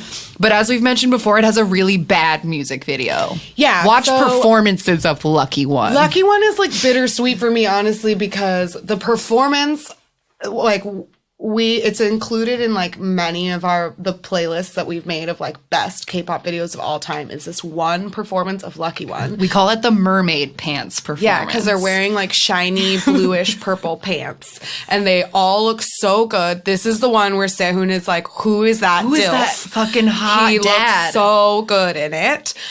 This is when I learned Sehun's name, and it's also what made me decide okay, I'm going to learn all of your names because I loved Lucky One. The dance is so good, but I say it's bittersweet because they never perform the dance. The music video is them being they're trapped in a lab. It's part of this whole fucking whatever half code thing. They're in a lab being experimented on by hot ladies with scary visors on. Yeah, because they all have powers, blah blah blah. So the music video is boring. It has literally zero choreography. They stare dead-eyed into the camera. It's sad. They never released a dance practice for this, and this song is such a disco dance and bop. the choreography is so fun. Yeah. And when they do it in concert, they do it as their end of the show, jump around and take flowers from people. They don't do the dance. It's very disappointing. Yeah. Okay. Before we move, we have to play Monster before we get too far ahead. But so this was the other single, I guess, arguably the more main of the two singles. Yeah. Monster. You can call me monster. I'm tripping in your heartbeat. 뒤집고 무너뜨리고 삼켜. 그래 넌 훔쳐탄 니게. 널 망쳐 놓을 거야. 네 맘속에 각인된 채 죽어도 영원히 살래. 그러니까 you call me monster. 네 맘으로 들어갈게. I love Monster. Still to this day, I really, really love Monster. So good. So the music video for Monster is it's a Rage Against the Man. They're all bloody. Everybody Yeah. has like a cut on their face, and they're like shaking chain link fences and like being thrown into like cop cars, and there's lots of smoke and neon, and they're like fighting against some kind of power. And then they're in like sexy flight suits. Yes, that's my biggest fucking complaint about Monster is that there is at one point they are all wearing like really in an hot airplane flight hangar. suits. And it's like the smallest set piece. It never gets shown. There's a performance version of the video where they like mix up all of cuts the back and dances. forth. And again, not enough flight suits. They look super, super good. My other favorite part that like has not been the same since, but my favorite part of Monster is right before the last chorus after a "You Can Call Me Monster." Kai and Lei would high five, Yeah. and then do this Like, really really powerful kick intensely. move, and I was Yeah. like, "Yeah, that's the best high five I've ever seen." Yeah. The dance for Monster is fantastic. I don't know. The dance for Monster is what really made me be like, oh my God, look at EXO. Who are they? I need to know everything about them. Because there's this part where they like go down on the floor and they move and it's like And they're hovering their floating. They legs. like hover their leg over the ground. It's so cool. I love Monster. Yeah, This is when I fell in love with Jongdae. Yeah. And then I just like tumbled. I was going to say at this point, learned all their names. For me, at this point, this was, I knew Kai and Lei because I knew Lei was my favorite. Mm-hmm. I knew Suho and I knew Chen because you loved Chen. Yeah. But the other 5, no idea. Yeah, and I quickly learned Sehun's name. And then so like Lucky One and Monster came out in June. And like by the time Lotto came out, I knew all of their names. Okay.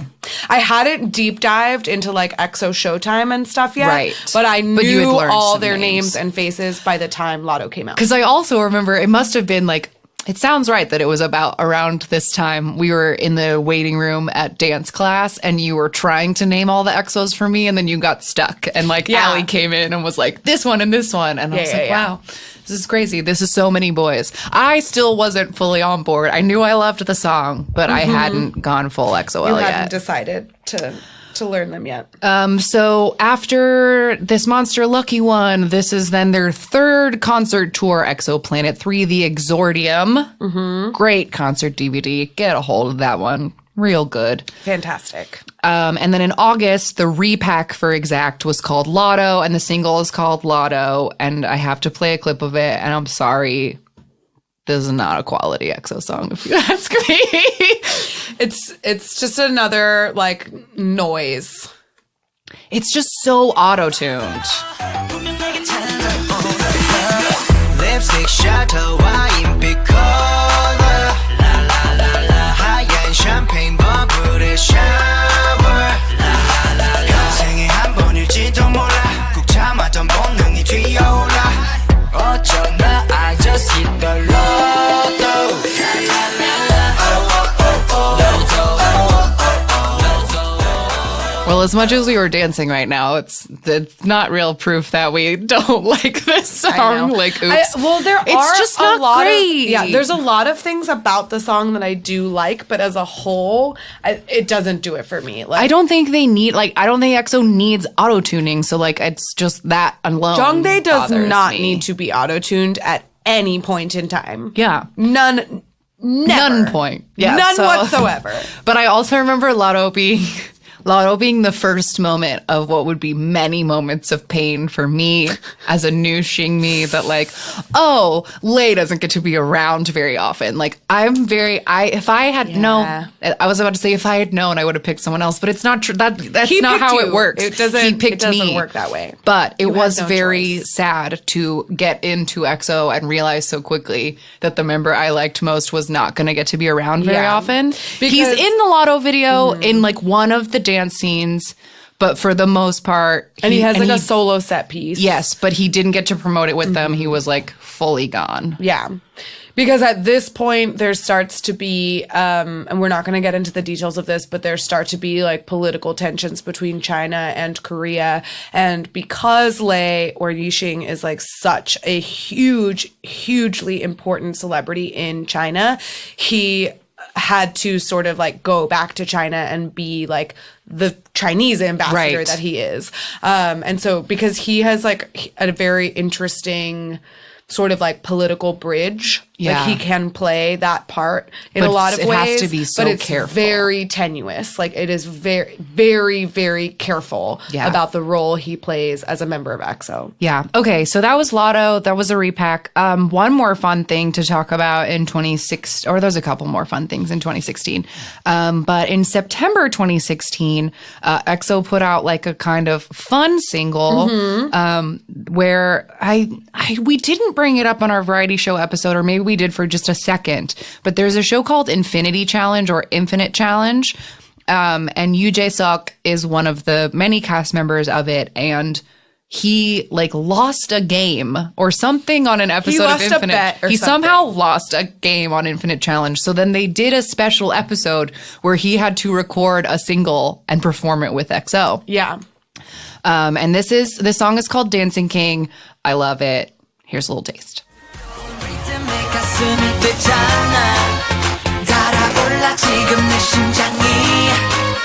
Come on, shaking 너의 본능을 깨워 이 시간이 지나가기 전에 아야야 오늘 밤 나는 dancing king 나에게 빠져들어 아야야 오늘 밤 나와 dance all night get ready.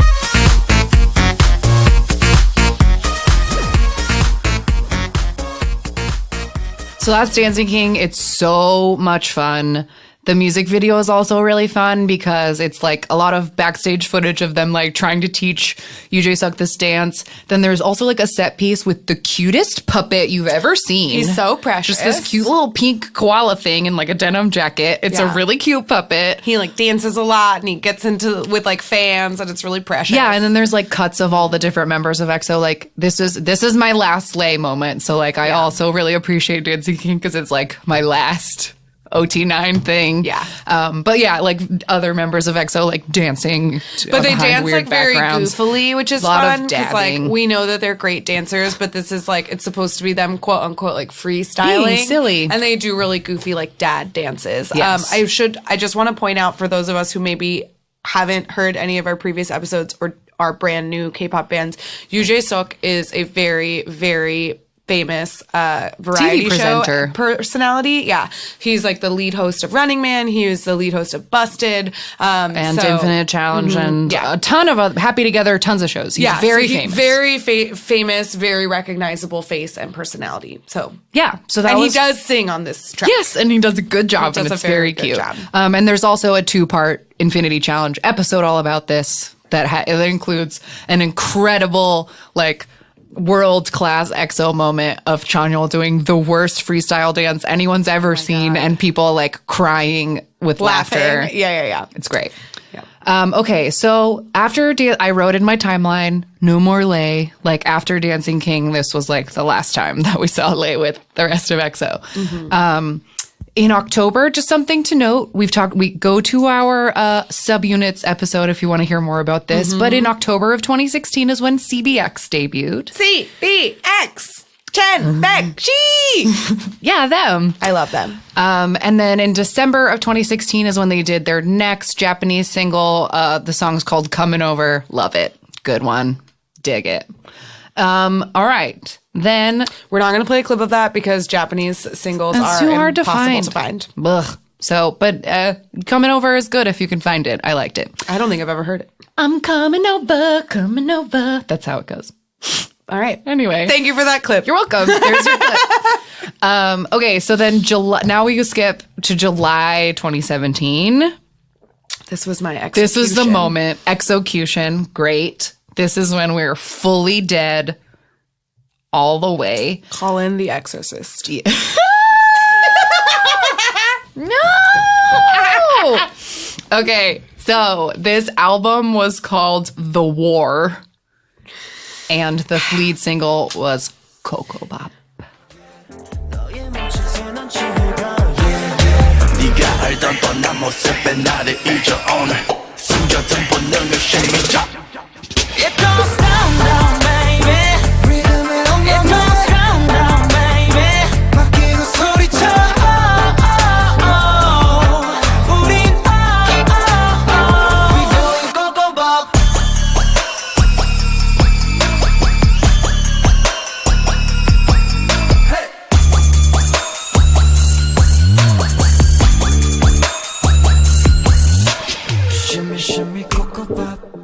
I like it. I think I do like it. Yeah, this was our fall. This was it. This song, I feel like the teaser images came out and we knew we were done for. Yeah, because like we said, Lucky One was the one where I was like, okay, now I know all of your names. And then Coco Bop was the first, or The War was the first comeback that I was looking forward to. Right. Like this was the first one where I was like, I know all of them. I am like keeping up with the teaser images. I can't fucking wait. I was like super excited. At this point, I would say that Jongdae was my favorite because he was. Because I remember his teasers coming out and me like messaging them to you the second that they dropped. And because he was blonde in it, and Blonde is my favorite. He looks so good. He sounds amazing, and I had already fallen for him hard because of CBX. I'm a huge CBX fan. And so like Coco Bop came out, and like this album was called The War, and they were out for blood. Yes. Like this album was an assault. Yeah. The Eve was an affront. Yeah, that was their B-side for this song. It's aggressively sexual. It literally has them body rolling while they're holding their hands up as though they're in like handcuffs. tied in their wrists, and it's then like they get on the slowest body roll, and then like down on the ground humping the floor. It was rude. And just to know, we weren't the only ones being assaulted because The War debuted at #1 all over the world. Like in like 7 countries, this song debuted at #1. It was hugely popular. It was the first time that they promoted as 8.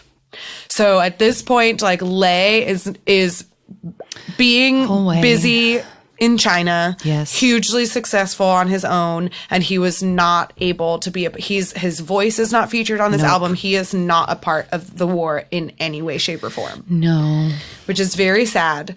But this is what got me. Yeah. This is what the music video is kind of like drug trippy. They like take a weird blue medicine and then like and like then they literally float on clouds and like I don't know. Chanyeol's hair was fucking gorgeous. Yeah, it's like cotton candy. So pretty.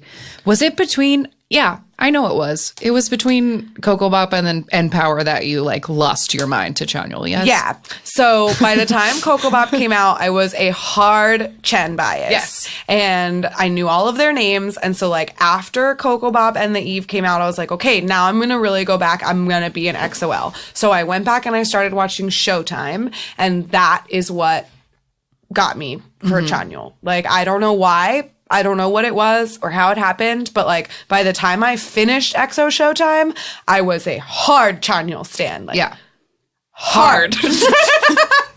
Yeah. No, totally. I was just trying to remember in my mind because I feel like it was gradual, but then it was all at once. It was, it was like I like slowly, like, you know, when you're like walking in the beach and you're like walking into the water and you're like slowly going in and then all of a sudden like the shelf just like drops and you're just like, oh shit. Like now suddenly the water's like 20 feet deep. That's it what was happened. like that. Yeah, no, I think that sounds about right to me. That sounds about right to me. I like waded in and then the floor dropped out from underneath me. Yeah. Yeah. And now I own a it was very pillow. quick and it was very fast.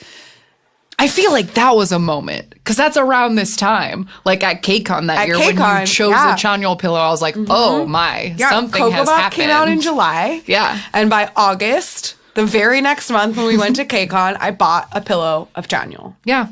Fair enough. It was fast. It was fast and swift and hard.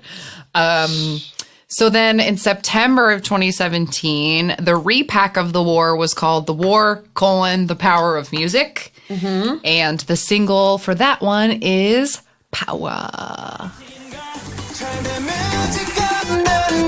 We got that power, power. 이 음악을 통해 다시 한 소리로 노래할 때 Power, power. 더 강해지는 걸 Turn the music on, na, na, na, na.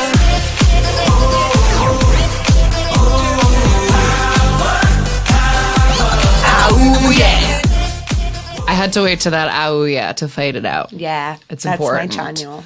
So Power, I fucking love Power. I feel like a lot of people were really torn about whether or not they liked Power, but I think it's like a hype-ass song. I don't understand the debate at all. I fucking love that song. The music video is really fun in that it is like basically a comic book come to life because it's them like in basically a laser tag game with this like animated fighting this robot who's trying to take their power orbs. Yeah, they're trying to take their powers, so it comes back to that concept. And like the dance is fantastic.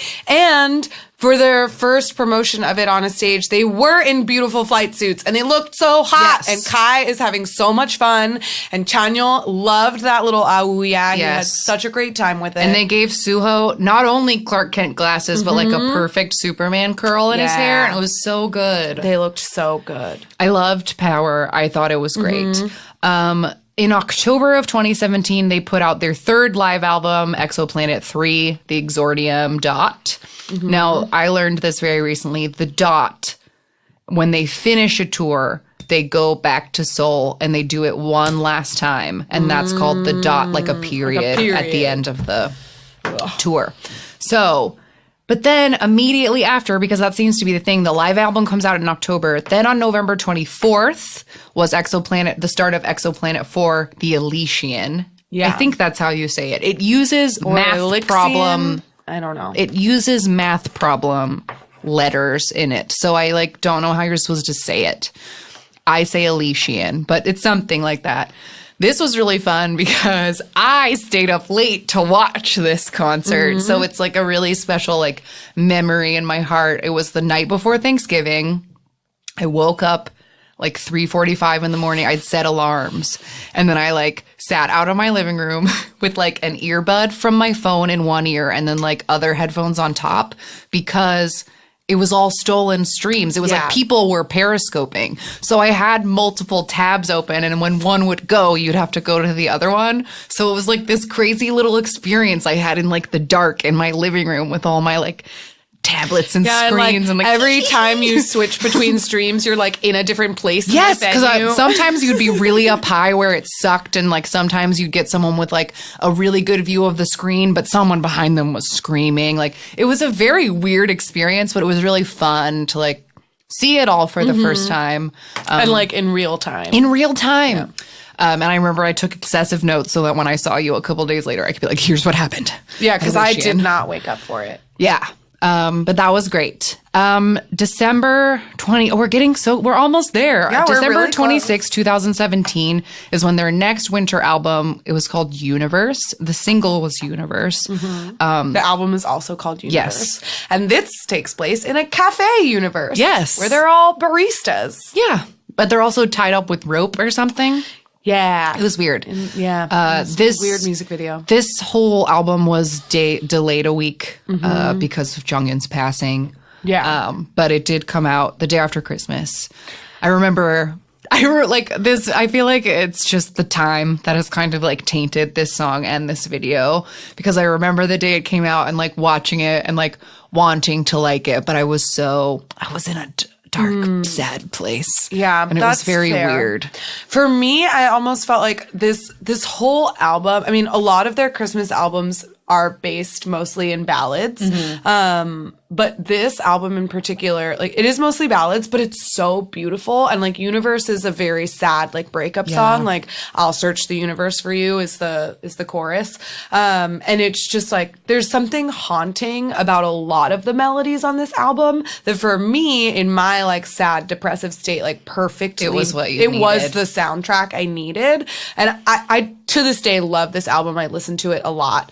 It's really good. Yeah. So 2018 was like a really empty year as far as like EXO as a group goes. As people, they all were hella busy. Yeah, they were doing a lot of different things. In January, they released a full Japanese album called Countdown, which was mostly Japanese versions of existing songs. I think it had Comin' Over on it. Like there wasn't much new about it, but it was like a new Japanese album. In February, again, there's a whole episode of the podcast about this, but in February, they performed at the closing ceremonies of the 2018 Winter Olympic Games, which was an incredible feat for them as a group. They were fantastic. In 2018, I'd like to just like a few historical things of note. Well, in November 3rd, 2017, so before Universe came out, the this was a big deal. Yeah, they received the Prime Minister Commendation at the Korean Pop Culture and Arts Awards, which is given out for recognition of public service or excellence in a particular like category or area. And so that was a very big deal. Yeah. It's like a government recognition. The funny thing that came out of that I like loved is that they had commemorative coins made of EXO, but the images they used were their debut images, which was like a sort of school photo concept. And Baekhyun and Suho and maybe Sehun got to go to this unveiling ceremony where they like showed them these coins, and they had to try every bit of their power, and they were trying to be like cringe. Professional and not just scream and be like, no, not those pictures. Like, it's so upsetting because they're not good pictures of most of them, and that's what they're like. Of course not. They're like commemorative coins. Oh, that's so sad, but so hilarious. Like, ugh, that's what you get, EXO. Yeah. So anyway, that happened in 2017. They were also like the nation's pick for the closing ceremony of the Olympics, which is a very big deal. And then in 2018, they currently hold this Guinness World Record of receiving the most Daesang awards at the Mamas. They received 6, which is a current Guinness World Record. They also, I'd like to, since we're just talking about records, they have won over 100 music show awards. They're second only to Girls' Generation. Yes, I had that written down that, I forgot to say it, but when they were promoting Power, they got a perfect score in M Countdown, which had never been done before. And that win at M Countdown marked their 100th music show win. Amazing.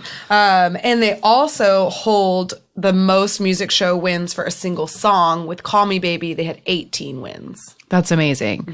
And I also meant to, I had it in my timeline, but I forgot. But every time they sell another million albums, like everybody freaks out. I think they're quadruple million sellers at this point. I think so too. But so they were in the closing ceremonies of the Olympics, and then CBX had a comeback. Another CBX comeback. So that happened in the spring of this past year. Very good album. They did a lot to promote it. The rest of the group was sort of busy doing acting. Like, this is the year that Suho's TV show came out. I think Dio was in like a movie or something. Kai was doing a lot of fashion. So was Sehun. They went to like a lot of different fashion weeks and stuff. Sehun was also in Busted. Yes. So they were really busy doing like a lot of individual projects. Right. And I think, like, we were talking about this, like, very heatedly, like, a couple of months ago, like why it doesn't seem to be in SM's interest anymore to promote them as a group, because it's on November 2nd. Like, they did nothing from November to November. Yeah. Which is kind of crazy. But I think it's, like, at this point, it might just not be in SM's best interest to try and coordinate schedules to have them all be together when they're all probably making so much money as individual people, which is kind of a bummer. But I think that's kind of what happens, like, as we're seeing going through this K-pop world. I think that might be the ultimate goal of all these companies in the first place, is just to get all of these kids to be famous enough that they don't have to rely on promoting as a group. Yeah, they can become individual celebrities on their own, which does happen very often, but especially with groups that are as big as EXO. Yeah. It must be impossible to try to coordinate 8 different schedules, or 9. Because they sure don't try to make it 9. They really don't try. They really don't try to make it 9. But like, Lay has been very active this whole time too. Like, he just released his second solo album just like a few weeks ago. Yeah. So they're all very busy all the time. But finally, they've come back as 9, which we honestly didn't even think would happen I'd ever get it again. And it is kind of like a halfway promotion of 9, in that like Lay is not able to perform with them in any of their music shows. And he's really only in the Chinese version of the music video. Like, he appears in the Korean music video, but his voice is only featured in the Chinese version. Yes. And it is, as someone who's missed him so much, it does mean a little something to at least hear him in that Chinese version, because that is something, like, I was talking about how I love that second live album. I hate the third one because other people are singing Lay's lines. Yeah. And I'm like, excuse you, I don't like that. So it's good to hear him at least in like a half way. And this album is great. This album's really good. Like, I would venture that it might be the sexiest album of them all, in that, like, many of the songs are groovy in like that special EXO sexy way. So on that note, do you want to take a minute to talk about this new album that like just came out? Yeah, absolutely. So we did a reaction. So like Shannon and I knew that we weren't going to be able to talk about this album the sacrifice until a few days after the music video dropped. Like, the music video dropped at like 2 a.m. on a Thursday for us in our time zone. And I thought it wasn't gonna be till I thought it was the 4th. I also remembered it as the 4th, but it was the 2nd. And so we like planned to watch it the day it dropped, and then we realized that we'd gotten the date wrong. So we just like had to abstain from like all social media. But anyway, so we do have a video if you would like to see us watch the music video for the first time. It's on our YouTube channel. And so, yeah, so we just watched the music video today. Then we watched some performances of it. I love the dance. We haven't said yet. The album's called Don't Mess Up My Tempo, and the single is just called Tempo. Yeah, so they're promoting 2 songs off of it, Tempo and Ooh La La La. La La La. Yeah, oh, la, la, la, yeah. Oh La La La. Both of which I love. Like, I was very excited to hear the Tempo song because like we said, we listened to the rest of the album. I made myself a Spotify playlist that was called No Tempo Till Sunday, and it had every track except Tempo on it. I made myself a playlist on my phone that was like, I just called it Tempo, and it was everything except. And I love the song. There are 2 songs on it that I don't really like, but the rest of it, it's like sexy and groovy, and I think that this is the first, like, this album does an exponentially great job of diversifying the line distribution. Like, I think for the very first time, we're hearing a lot of Kai singing. We're hearing a lot of Sehun singing for the very first time. Chanyeol is all over this in a way that is devastating to me. Yeah. The only one who growly singing. I don't know how you're. There's a lot of growly singing from him. There's a lot of like, yeah, in the background, and I'm just like, fuck you, sir. I will say, though, like, as an XOM stan, like, Schumann gets swept under the rug a lot, and that is continuing. But for the most part, overall, I think that they do a really great job of, like, layering the voices in a lot of different, with, like, new combos. Like, Chen and Chanyeol have, like, a duet in it, and, like, Sehun and Suho, like, have little duets, and so they do a really good job of sort of, like, a more even line distribution. Totally. Yeah, overall, it's a very good album. There are no skips for me on it, which is rare for an EXO album. Really? None at all? None skips. Ugh, I skip Sign and Damage. I really like Sign, with the exception of that there's like a guy with some kind of like East Coasty accent going like, honestly, tell you the truth. Honestly, tell you the truth. Honestly, tell you the truth. Oh, really? And it's like I haven't even repeating in the song. I don't know why. Don't like it. But the rest of the song I really like. I don't like it. It has that like common EXO problem that we brought up where it's like discordant noise as a background with the like with otherwise a catchy melody, but like the instrumental of it I don't like. Also, it reminds me that like sign part is like that, and we're gonna let it burn. It does sound like that. It also reminds me of that new Monsta X song, Shooter. Yeah. So I just like, I don't know. Totally. Not into it. I don't love Damage, but I said in a text to you the other day that I would love Damage if it was a Pentagon song. It just like totally fair. Isn't an EXO song. Yeah, it's really. But it's a Pentagon song. I mean, every once in a while, EXO will do this thing where they try to be like hard. And it doesn't work. It doesn't work for you. It doesn't work. My favorite tracks, like, are Gravity. It's like very 80s dancey, and they also, I'm pretty sure it's purposeful, but they there's a Chanyeol moment that samples that old 90s song Tom's Diner. Do you remember that song? And it went Yes, that's not Chanyeol singing, it's Sehun. Is it? Are you sure? 100%. It's Sehun. Wow. Okay. Well, that changes a lot of things, but I love that song. I also love 24/7. It's like an old school jam, and I also, when I first listened to it, I wrote shiny because there's like something kind of shiny about it. I wrote in all capital letters, "Fuck jam, let's do this. This is what EXO is for." Love it. But then I also wrote in even bigger letters, "He sings so much, help me." Help me. The help me was my favorite part.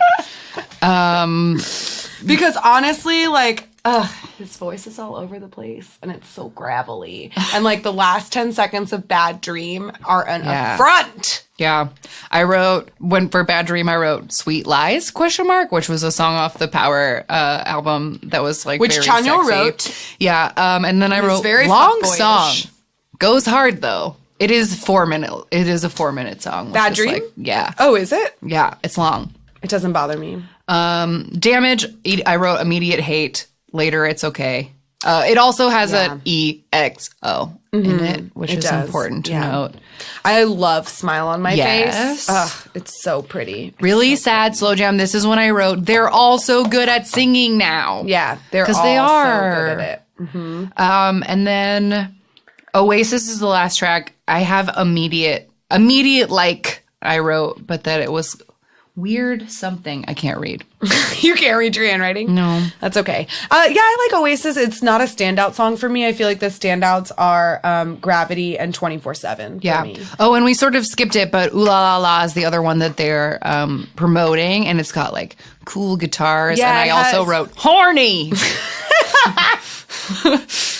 Yeah, that's fair. Yeah, I wrote My Stomach Hurts. Yikes. Too much PCY in the background. Also, it has like a Latino beat and like sort of classic guitar, which I'm always into. It was very good. So that's out right this minute. Go listen to it, It's and very you'll be like good. caught up on all the EXO. Yeah, I would venture to say that like, but Universe and Don't Mess Up My Tempo, I think, are the two strongest EXO albums for me because they have the fewest number of songs that I would skip. Okay. But The War and Power is also really good. Because, well, I guess it's tied because for The War and for Don't Mess Up My Tempo, I only skip 2 songs on both of those albums. I don't skip anything on Universe. I love it. Wow. Well, that's good. All right. So before we're going to watch, like as always, instead of doing a random game, we're going to watch an EXO video that has the whatever their most popular is. Last time we checked, it was Monster. But Do we want to talk about their B-sides? That's where I was going. Oh, okay. But first, Sorry. no, it's okay. But first, we're going to recommend, it was very hard, and I know that you have extra picks. I will make a Spotify playlist of our full EXO recommendations that I can link with the episode. But just for the sake of time, because this episode is already getting very long and we wanted it to be smaller. So we're just going to do 3 recs right now and then check our links for like a full Spotify playlist of all our favorite B-sides, like non-promoted single choices. Okay. Do you want to go first? Sure. Do you want me to do all 3 of them at once? We'll go back and forth. Okay. So my first favorite B-side, I think, I'll go from 3 to 1. So my first favorite in the number 3 spot is from The War. It's called What You Do. Yeah, yeah, yeah, yeah, yeah. What you do, 사랑해. What you do, got me like, love you right, baby 둘만의 시간. Let's stay up all night. What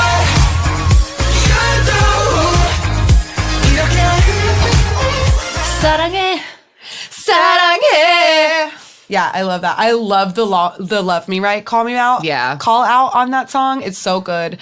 Just a great catchy, like perfect dance, fun EXO. Yes, totally EXO agree. is either like terrible like shitty, like lotto, like sound, right, noise, affront, attack, or they're overly sexual, right, or they're super fun and dancey. Right. And this is a super Those fun, perfect dancey middle one. part. Yeah, no, great. Okay, so then I guess in my number 3 choice, this is specifically the EXO-M version of Baby Don't Cry, which was on their Growl album. And here's what it sounds like.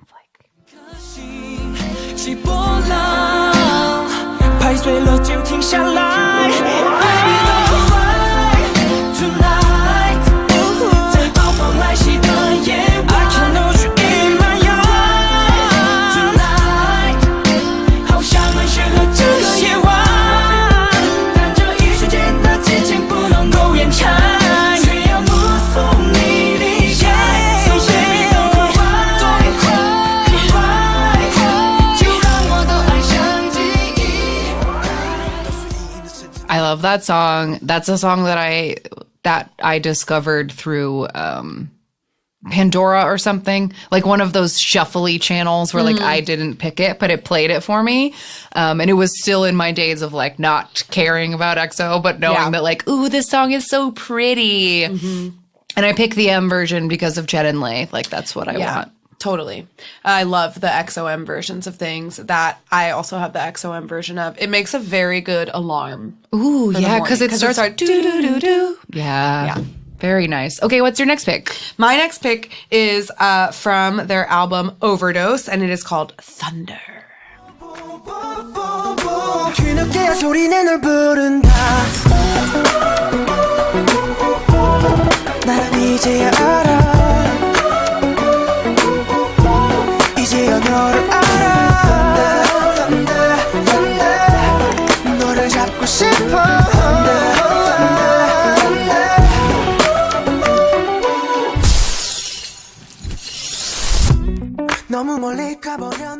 I love that song. It's so sexy. Thunder. Thunder, thunder. I love it. That's my favorite part. Their live performances of it are phenomenal. There is a great live performance of just that song, and there's also like one of my favorite clips of any EXO concert DVD is this like 15-minute long compilation that includes Thunder and White Noise and like a couple other things. It's like it's just basically like these are the 5 songs that are sexy and we are in the rain, and it's great. Yeah, they love dumping water on them in concerts. Yeah, they really do. My next choice is also a song that I like fell in love with because of a concert. And one moment, I have to check. It's from a Christmas album, but I have to make, or maybe it's not. I should have written the albums down. What song is it? Maybe I know what it is. It's Unfair, and it is from their 2015 winter album Sing For You. And this song is like a song that I did not know until we watched an EXO concert, and it's just like it's the happiest, cheesiest kind of K-pop that I really love, and it has really sweet lyrics. So here's Unfair.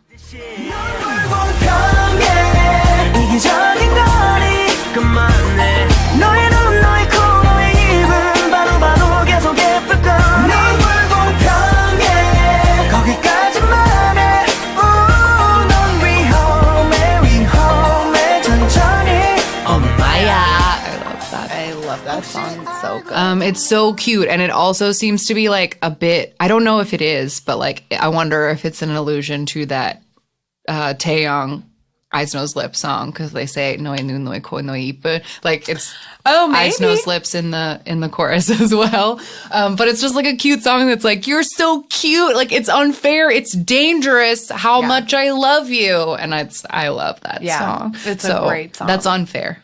Okay, my number 1 pick, it is the perfect example of unnecessary EXO. And it is called Christmas Day. Just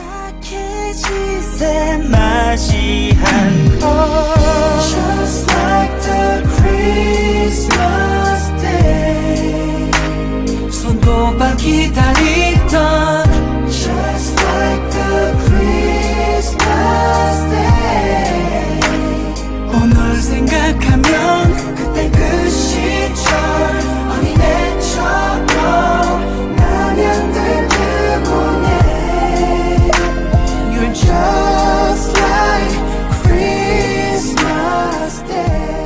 Now that sounded very nice to me. So what do you mean?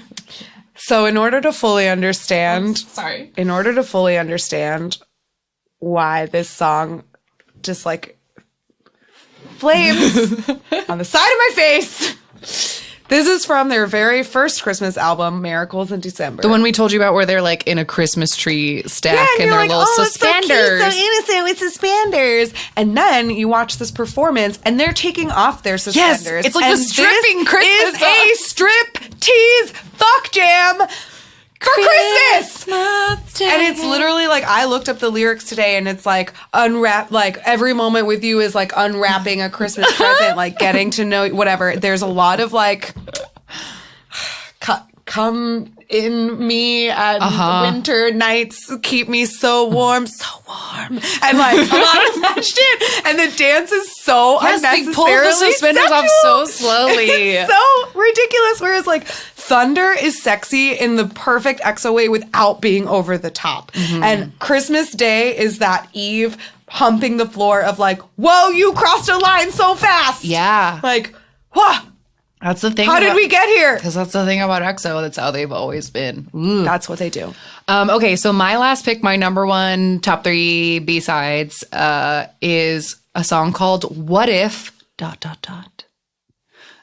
And it's just like very quality.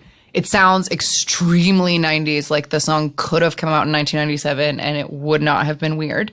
But the clip I'm going to play is, again, like I said at Love Me Right, I love at the end of an EXO song where it's going off the rails and Baekhyun's doing a million runs and whatever. So I picked the same clip for What If. Perfect.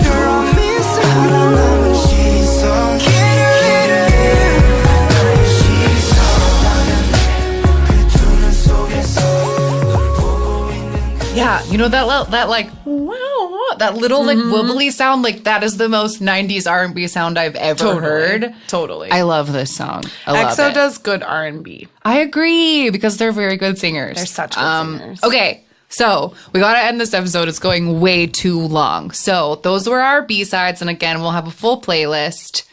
And yeah. All right, well, it's time to end this EXO nightmare. Did you have a pun for EXO nightmare? EXOtinmare, whatever. No, I do have a lot of puns I haven't used. Oh my God. I'll make you should just read them at the end. Okay, I can do that. Yeah, because you worked so hard. Yeah. I did spend an exorbitant amount of time. That's not even one that I wrote down. But that's a good one. Yeah. Okay, so to end this episode, instead of doing a random game, we're going to react to a music video. And at the moment, this literally changes week to week, but at the moment, EXO's most popular music video is Monster with 228 million views. You can call me Monster. All right, you ready to do this, girl? So fucking Okay, ready. here comes Monster. There's those flight suits. Kai is devious in this. Lip ring. Ooh, Baekhyun I is forgot weird. about that. It's so weird when they make Baekhyun like tough. They try very hard to make him tough, like he isn't a tiny little bubby boy. Like he's not a silly boy. But yeah, they all have bloody, like they're all bloody. so bloody. I love this dance. Choreography is so cool. This is one of my favorite. I love so many moves in this dance, but that's one I love. Shawty, I got it. You can call me Monster.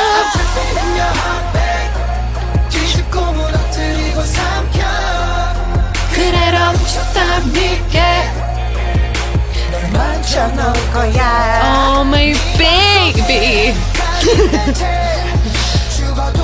And oh my God, the one shot where Chen has that really long perm, like the only set that he does, it's so beautiful. It's great, and I fucking love long hair. This Vision, Chen, E, did it! Oh dear. He's so broody. That move! I love that move! Lay's like, hey, wake up, everyone. That's right, my time.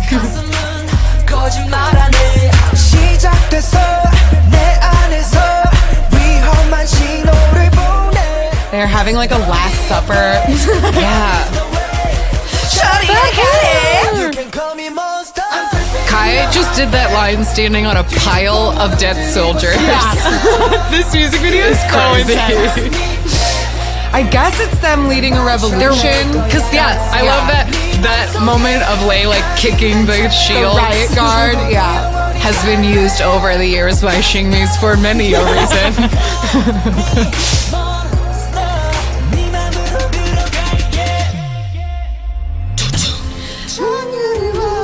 Oh no, the table's all broken. Everything's all broken. Oh no, they're getting taken in. No, they're losing. They're getting beaten up.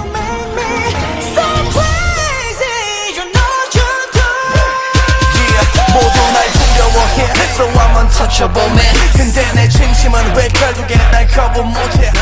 His eyes look very sleepy. He's trying to look tough.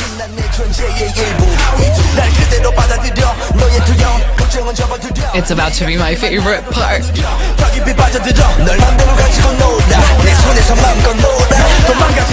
Right here, the best high five ever. Yes!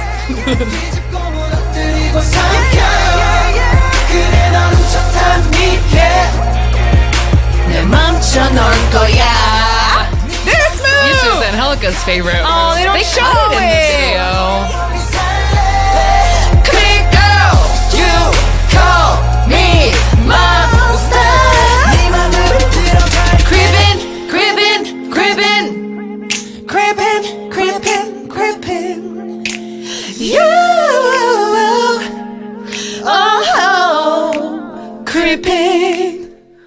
Yeah, Wow. I loved that for so long after listening to that song. I had no idea that they were saying, come here, girl, and creepin'. Creepin' in your heart, babe. Yeah. There's a lot of English in that song that I didn't That you didn't notice right away.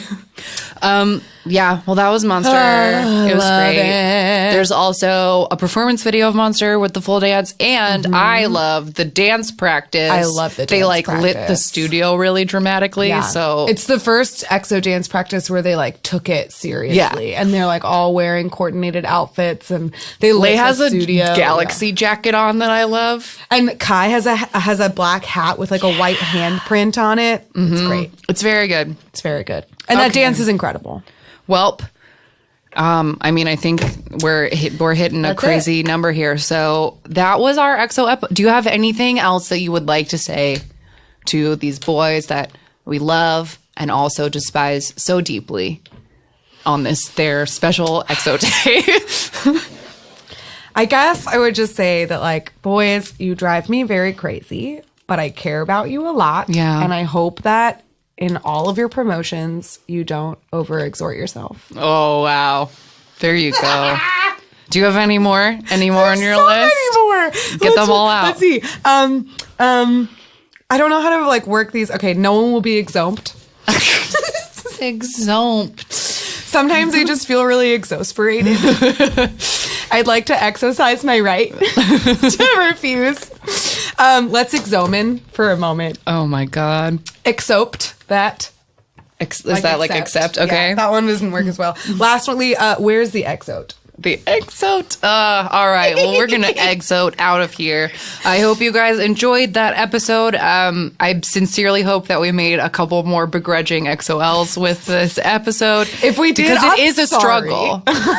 I sincerely apologize to anyone who falls down this EXO rabbit hole. This is very different from our Shiny episode in that I stand by my love of Shiny as far, for my whole life, and it's so pure. But, you know what? I am this a EXO bitter thing EXO-L, and I will be until the day I die. Yeah. So that's that. Do we have any recommendations this week? Oh, I hadn't thought of this as like a regular episode, so I didn't have a recommendation. Okay, I have a recommendation. Okay, yeah, please do. My recommendation is, I believe, like the clip in EXO Showtime that really got me, which is there's a 30-minute, it's separated from the rest of the show on YouTube.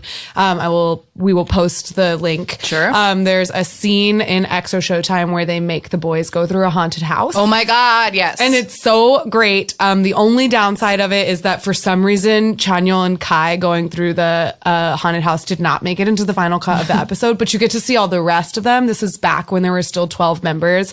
And Jongdae going through that haunted house is like what I'd love my life to be, because he's so like unafraid, and he gives like little hot packs to all of the ghosts. And it's just like, I love watching people go through haunted houses and scream and be goofy, and it's fantastic. That's a really good rec. If I have to make, I feel like I said it earlier in the episode, but if I have to make an EXO recommendation, mine is the mermaid pants performance of Lucky One. Like, fair. I stand behind that so hard.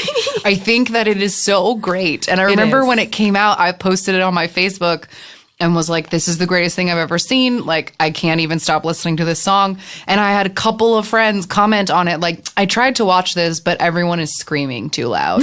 And so they like weren't into it. But if you guys are listening, a little screaming isn't going to off-put you. So I say I'll link it. But the mermaid pants performance of Lucky One is something special. Yeah. And that was our very first EXO fangirl moment. Like, we lost our fucking minds when we watched that performance. Yeah, totally. We were like standing on your couch. Yeah, because I was like, wow, who are these? Like, this is EXO? Really? Like, okay. Yeah, so that was EXO. I hope that you guys enjoyed this. If you want to reach out to us or comment on this episode or whatever, we can be found all across social media at AMA K-Pop Pod on Twitter and Instagram, amaKpoppod.tumblr.com for all of the links. And just saying, like, we've had a couple of listeners say like, oh, I'm not on Tumblr. It's just a website. You don't have to be on Tumblr. Yeah, you can just go to amakpoppod.tumblr.com and like see all of our links. You don't have to follow us there. No, totally. That's just an easy way for us to post links without having to do like some crazy Twitter rant or whatever. So just saying, because like, I guess like I've been on Tumblr for a decade, but I know most people haven't. So just so you know, it's a regular old website. You don't have to join Tumblr. You don't have to have the app in order to use it or whatever. And if you want to write us an email, amakpoppod@gmail.com. And if you want to watch our music video reaction, our YouTube channel is Ask Me About K-Pop, the podcast. It's very long, but it comes up. Yeah. All right. Well, that was our EXO special, and we'll be back next week with it's a little catch-up episode because we've been away for a while. So we'll see you guys then. Bye. Bye. Chonghyun, your inspiration.